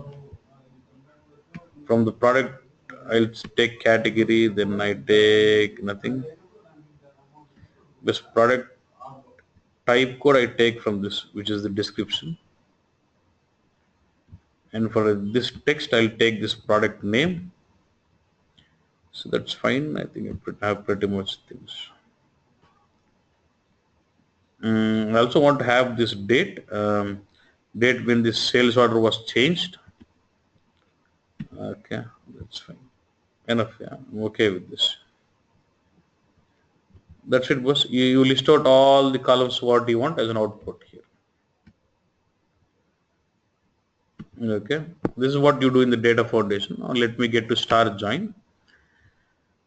In this case, I'm not using any star join here because I just have all my columns coming out from the data foundation. I'll show next case where I'm using the star join, where you'll consider these columns from the data foundation as your fact table, and you want to join to attribute views, giving them as dimensions. Then we go with star join. But here I'm not using any attribute views in this case, so I don't need the star join now. But I'll be using the star join of node for renaming of the columns here.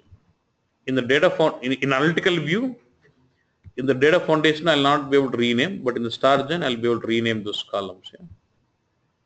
City, country, region, partner, ID is okay, company name. What is this?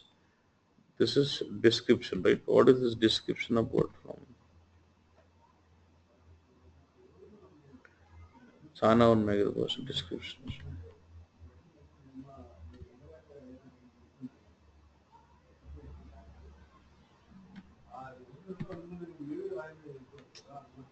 We have something called description.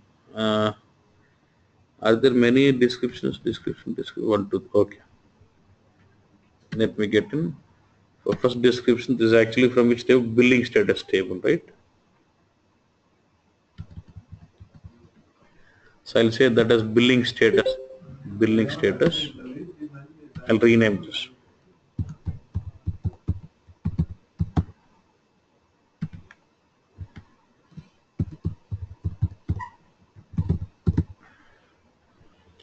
Next one, description 1 is coming from life cycle status table, so that is the life cycle status.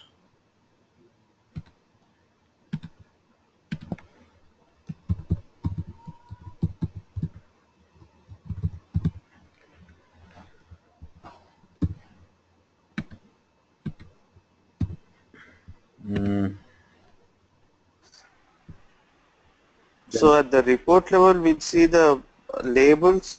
Yeah, labels.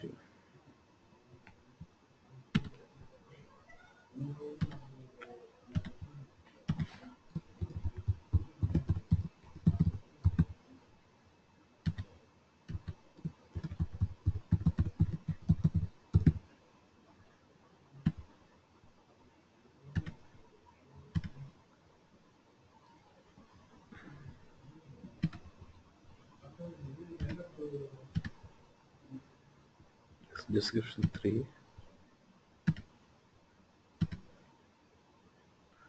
Sales item status.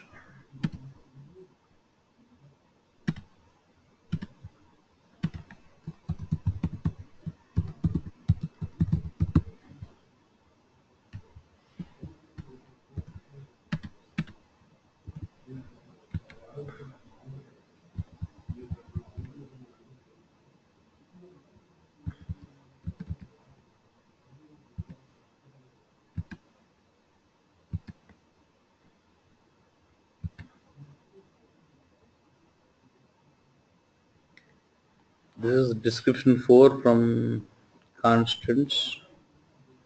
This is your initial table of constants was without this. So what was that giving me?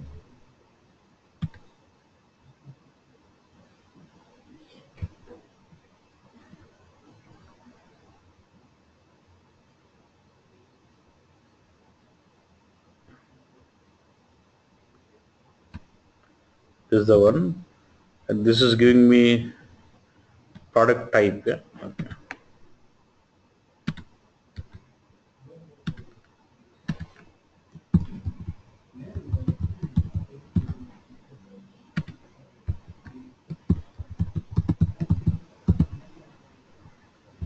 I think this text is your product name.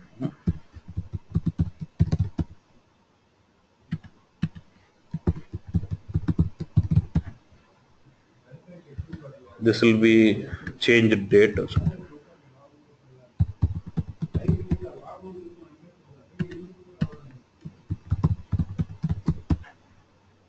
Okay.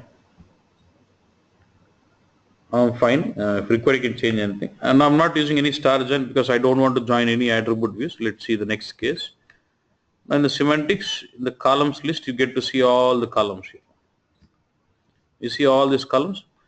There's nothing and there's no columns in the shared. If there's any attribute views you're referring, you'll get in the shared. That is one.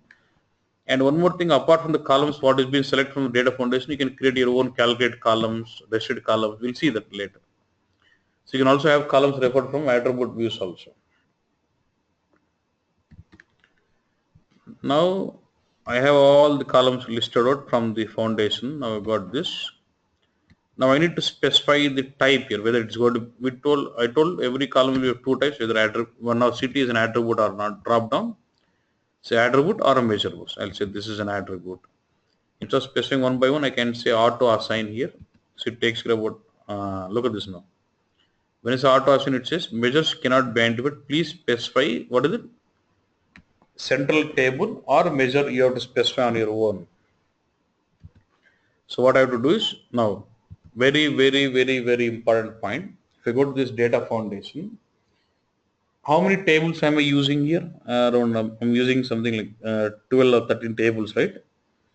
But I told you when you're creating analytical view, we can refer n number of tables, but measures can be referred only from single table only. Yes, yeah.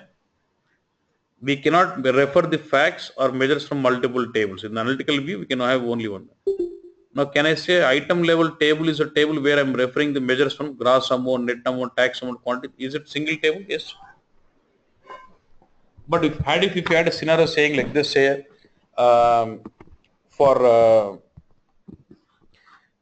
I take keyword 1 from table 1, keyword 2 from table 2, not possible.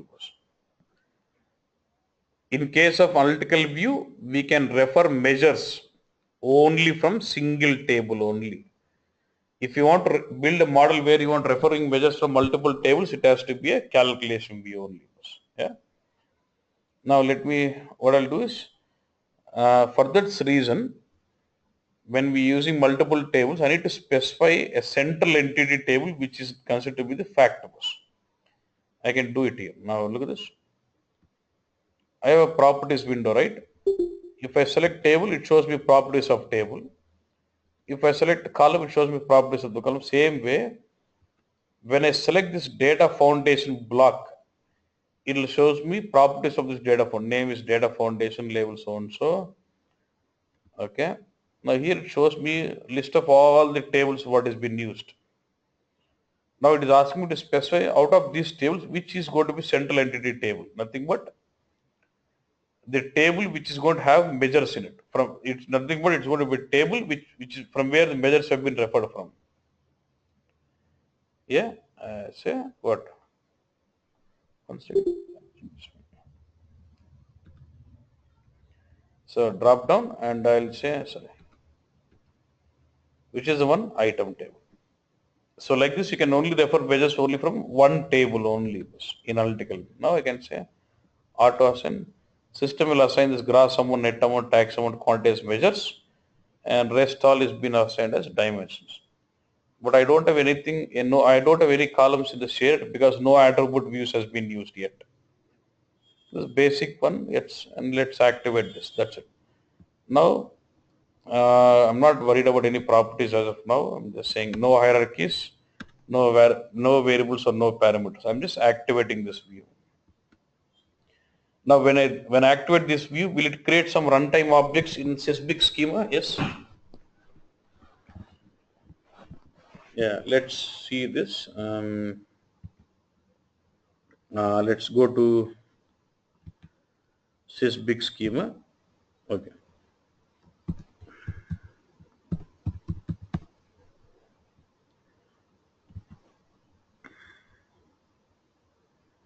Sorry. Carl, what was your view name? ZAN cell 001, right? About 9 cubics. Filter ZAN.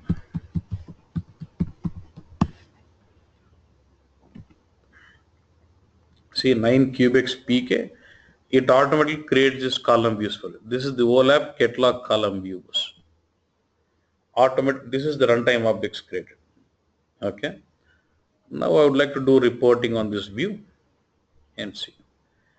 So for reporting, I can use any of the reporting components in view.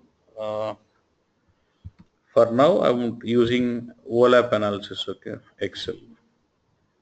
Now get into business intelligence.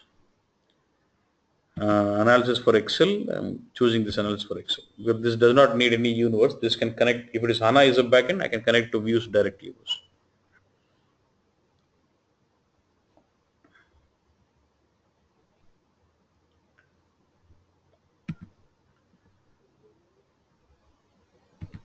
So I choose this menu, analysis, and say insert data source. Say select data source. Say skip this. Get to next screen and try to create a connection to your HANA bus. Say create new HANA connection. Say 9 cubics.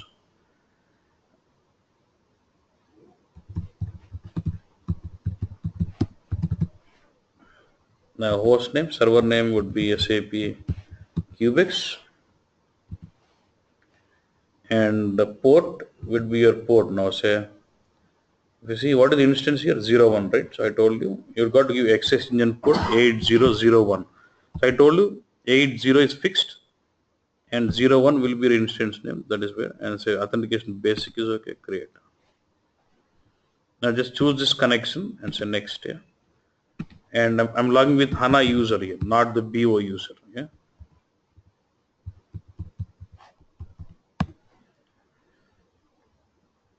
Now it will show the folder. It will show the packages as folders. I'm interested in this 9 cubics PK. Expand this models and this my analytical view. Say okay.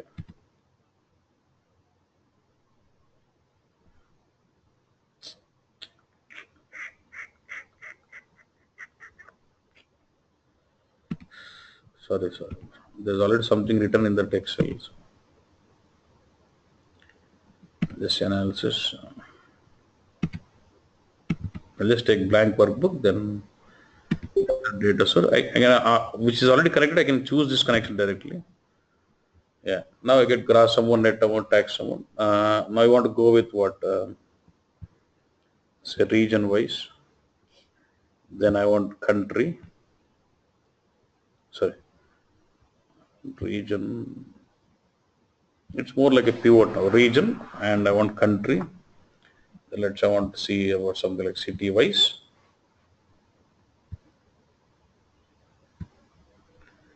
City, okay. Okay.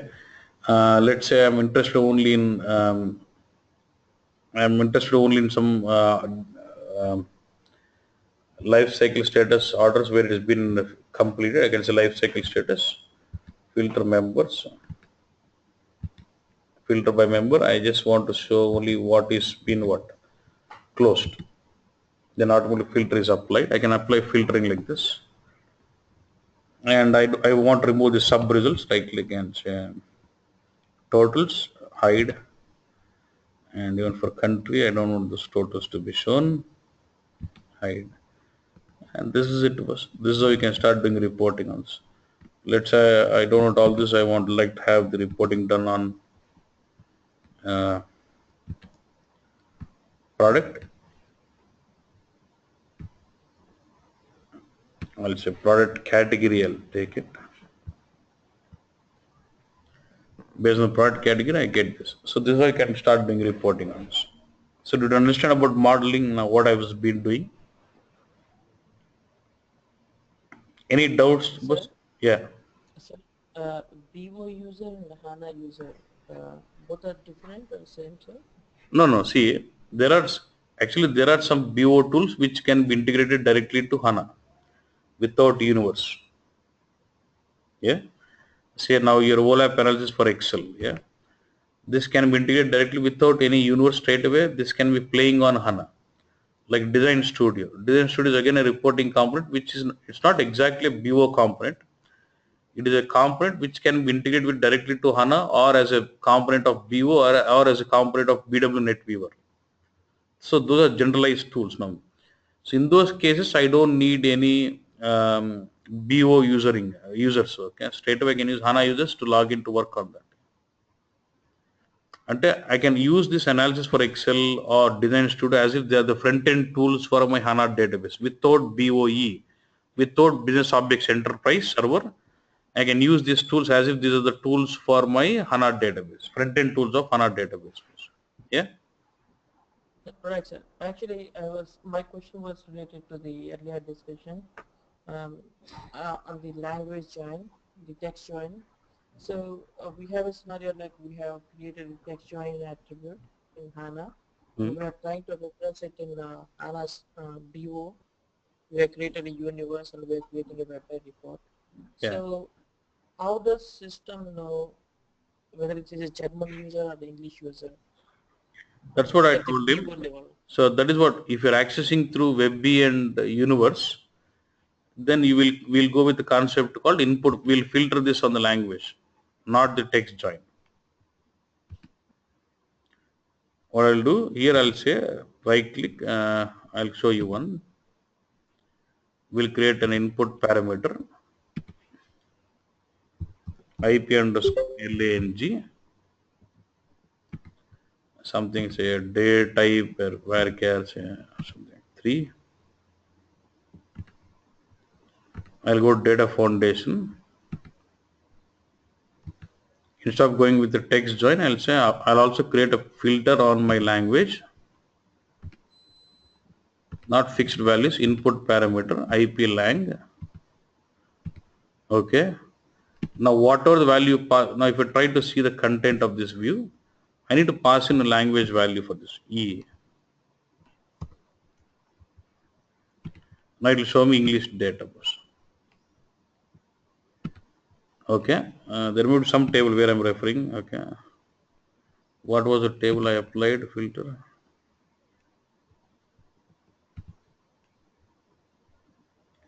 What was this for? Billing status. Okay. Okay.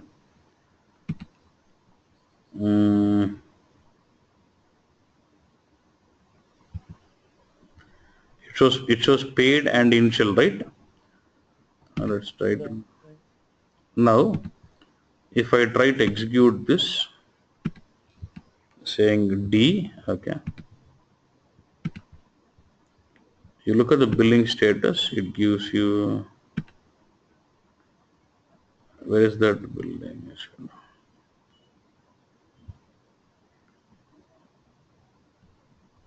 left side was empty. Left.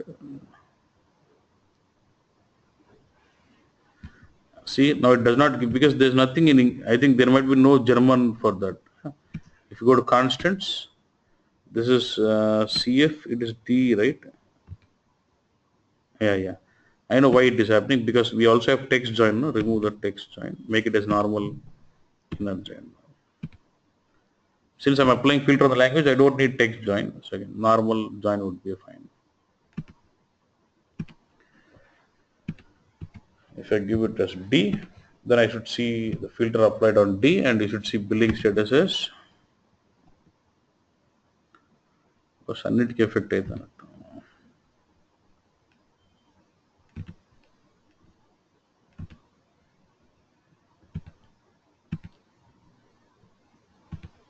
It is affecting because I need to start changing everything now.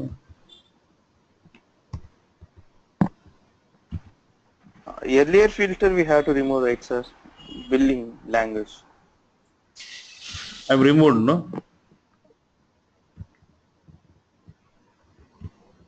See, this is like another filter, that's it, okay? Well, let's not disturb this view again, but you understood the concept, right? We'll give this input Yes, parameter yeah. here. Then in the BO, in the universe, I'll say, I'll use an @prompt function and pass value to this parameter. So I taken a parameter value as a language and pass that language value to this this input parameter. So only for that language it executes a view and gives you result. Yeah, we'll see that in next classes. We'll see that. Okay, sir. Sure, sir. Thanks. But if I'm having the tools which is touching my view directly, then I can use this text joins. That's why if you see, I'll show you something. You'll have something called HANA Live. Okay. When I say HANA Live, these are the ready-made views delivered by SAP. If you get into this HANA Live, HANA, not HANA, HBA, I got ECC, just take some view.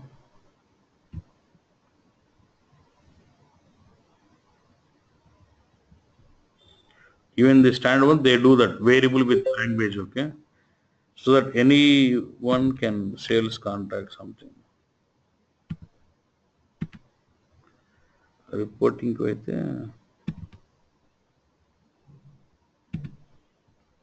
see, he is using it for client here because there's no text, but because you remember your tables will have mandate client, then depending on client what he is given a variable here. So when you use this in the reporting, you'll pass in the mandate value whatever you want and it gets results. Lang కూడా ఉంటుంది ఎక్కడో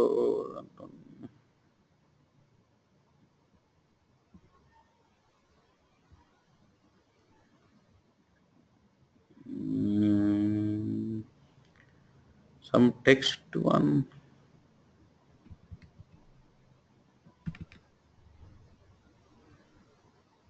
Group.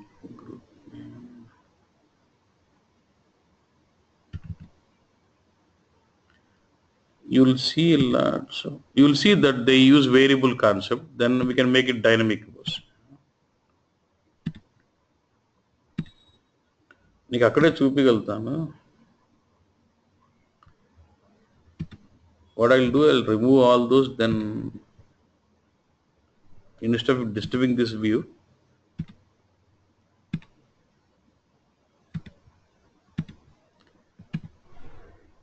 I'll get to this. Remove this filter.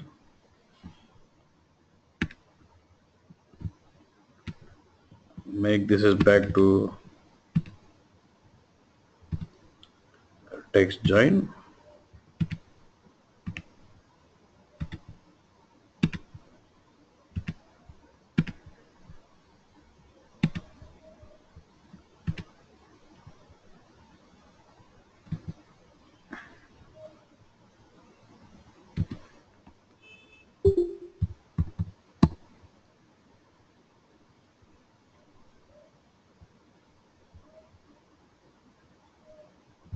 Why is it taking so much time?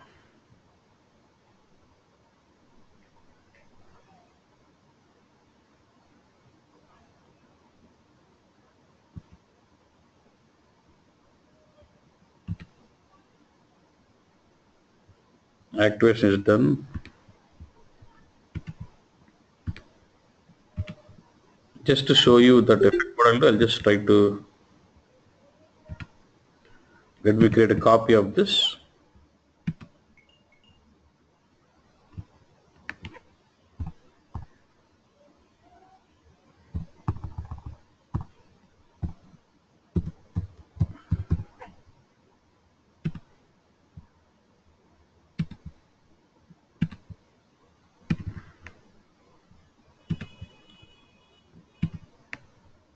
Let me not make it.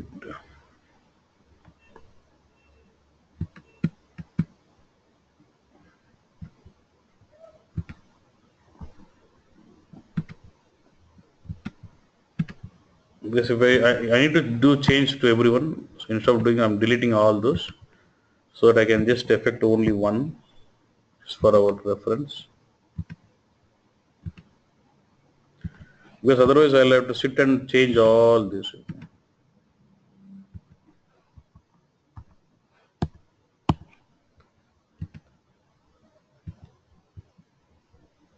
Do the status table, then because any one join, it will automatically filter everything out.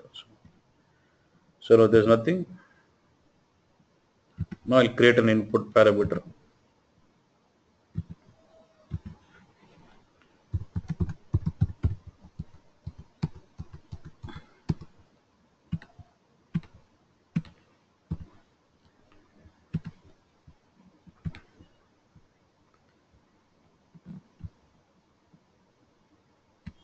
I make sure this is not a text join anymore. Let's say it is normal inner join. Filter my language with that input parameter what has been given by the user.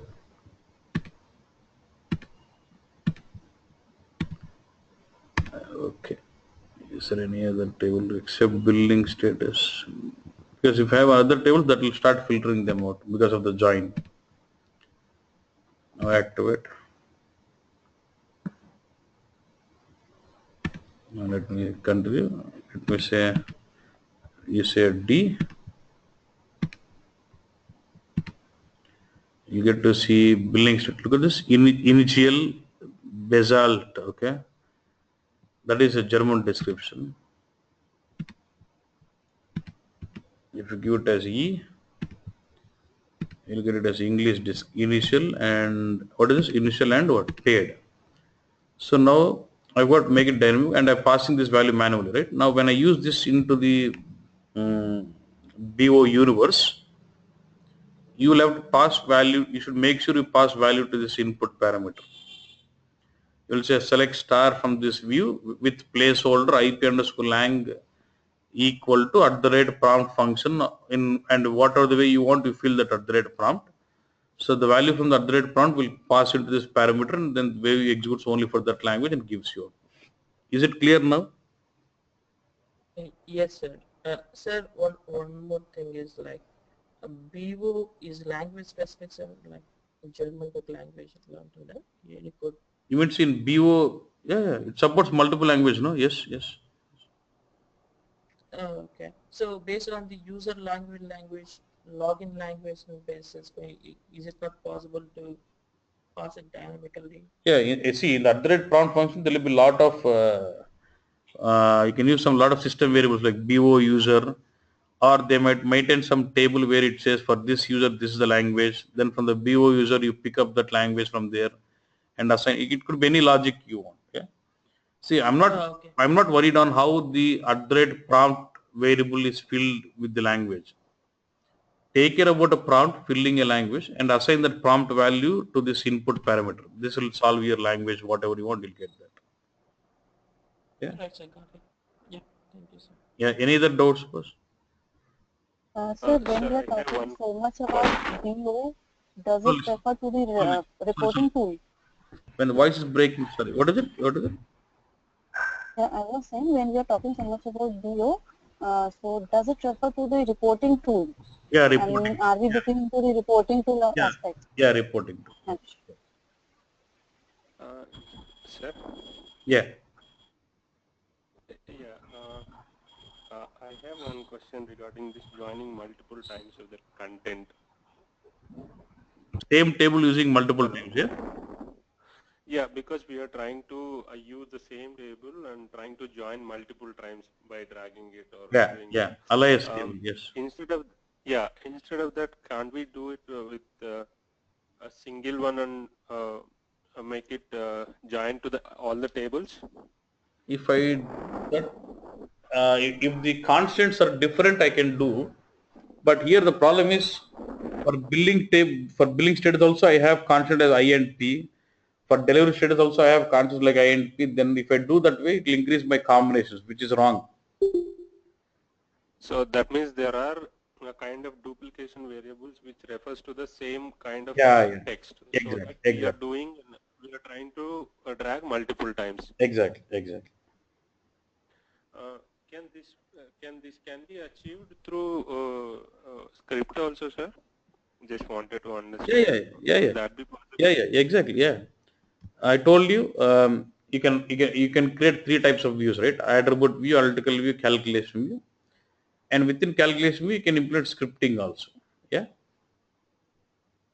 But not in analytical or No. attribute view. In attribute view and analytical view, you can't write scripting. Yeah.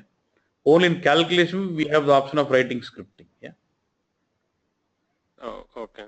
Thank you. So any other doubt, boss?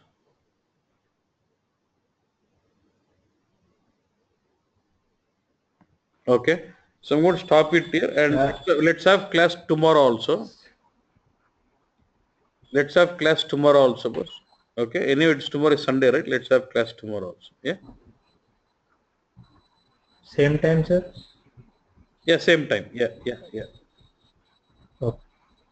And the person who is facing problem with internet in hostel, so try going to the institute and get connected from there, no? You can use it, the internet connection in the institute, you can use it.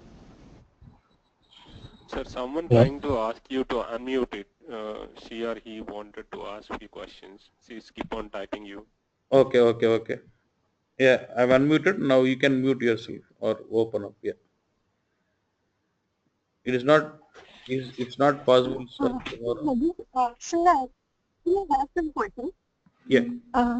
In today's scenario, actually, you haven't used attribute views, right? No. But actually, the address table which you have, Yeah, tomorrow's in next scenario when I'm no, tomorrow, I'll actually, be using attribute views. Yeah. okay, actually, the address table which you have used today in today's scenario, will it come under attribute view? Because in analytical views, you said only transaction tables, we would be using them in analytical No, views I and all told master you, tables. what is the point? In analytical view, you can use n number of tables, but measures can be referred only from single table only. Okay, so attributes views main purpose is only for creating hierarchies, or else we can directly use And analytical. reusability, you'll have reusability. For example, what are the joints I made it for a product or a business partner in this tape, in the view, analytical view. If I need the same thing in another view, again, I need to rebuild the same joints again. Okay. That is one. And modularizing the joints. Yeah. I can separate the joints and combine them. And one more thing, formulate using a star join view. That's what we'll see tomorrow. What makes a difference when I use attribute views. Yeah.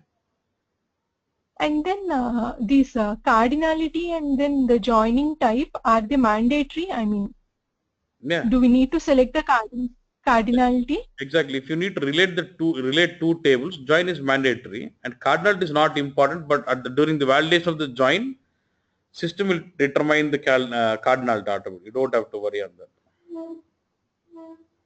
Okay, and for the type of join, are there any like specifications how we would be joining? Or else if we want columns from left, Exactly. we would be going for left. First we'll be going through the modeling. Then I'll get into details of making you understand about all these types of joins. What is what? Yeah. And actually, you have shown how to select the central table, right? I mean, can you just show me that once again how you have chosen the main table?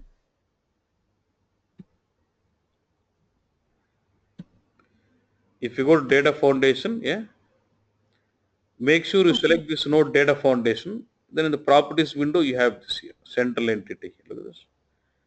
If you select the table, you will not find that. Make sure you select this node data foundation and you get this property central entity. Yeah. And one more question, like today you have used alias tables, right? Yeah.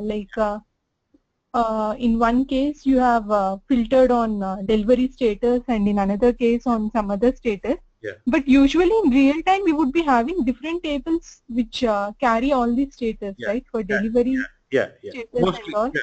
Mostly you'll have different tables, but this is a demo scenario for So, training. We have used this table, so it has got single table with all those domain values here. okay. So in general, when would be using this alias table? When you want to use the same table multiple times, we use this alias, right? Okay. Okay. Okay, sir. Thank you. That's So it. for example, even in this scenario, apart from those constants, I'm using this partner table to join my partner information, right? Let's say from the product also, let's say I have this product table. Here also I've got supplier ID, and I want the supplier ID to be joined to partner again. So if I join this to the partner table, then again it's going to form out a loop. We don't have concept of looping, chasm trap, fan trap, all this. Straight away it is all solved. Whenever you want to use the same table again, it has to be a alias table. Nothing but same table used again. Yeah. Okay, and the text joins which you have spoke about today, we generally use to provide description to some table, Yeah. and then we can filter on the language column. I mean, Exactly. whichever language we want, we can filter. Exactly. Yeah. Is it? Okay. Thank you. If you use Thank you so text much. join, by default filtering is done on the login language. And if you want to explicitly do filtering, you can also apply filter, explicit filters. Okay, sir. Thank you. Yeah. So Sir, we don't have that C functions, notepads, history tables and all. Can you I'll send to check the note? I'll send to Yeah. Yeah. History tables and what? CE functions. CE functions. Yeah. See, your CE functions will be there in that stored procedure set. No, you don't have it. No, sir. We have checked everything, sir, but we didn't get that one. Okay. Okay. Okay, boss. I'll do that. I'll send today. Yeah. Anything else? So tomorrow we'll have class on the same timing. Okay, fine. Yeah. Let's catch up what we missed already. Yeah. Yeah. What is it? Yeah. Sir, can you show connection to the reporting tool once again? I missed it. Reporting tool. Doubt అడగలు కానీ రెండోసారి అడిగితే ఎట్లా పోయా?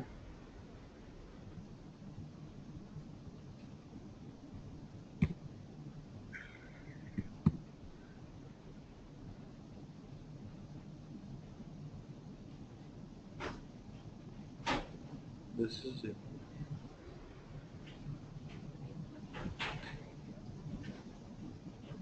I'm using this analysis for OLAP Excel. Okay. Just to cross-check by view. Because tomorrow when we see lots of options, for every option I should see that effect in the reporting, right? For that, okay. Analysis, insert source, select data source, first say skip, and then here you got to create a connection if there is now nothing available. Give your server name and 80 and your instance. 80, if it is instance is 00, then 00. If it is 01, say 01. And here it is host name. Yeah? It's instance of HANA server, right? Yes, ante kada. If my instance, Okay.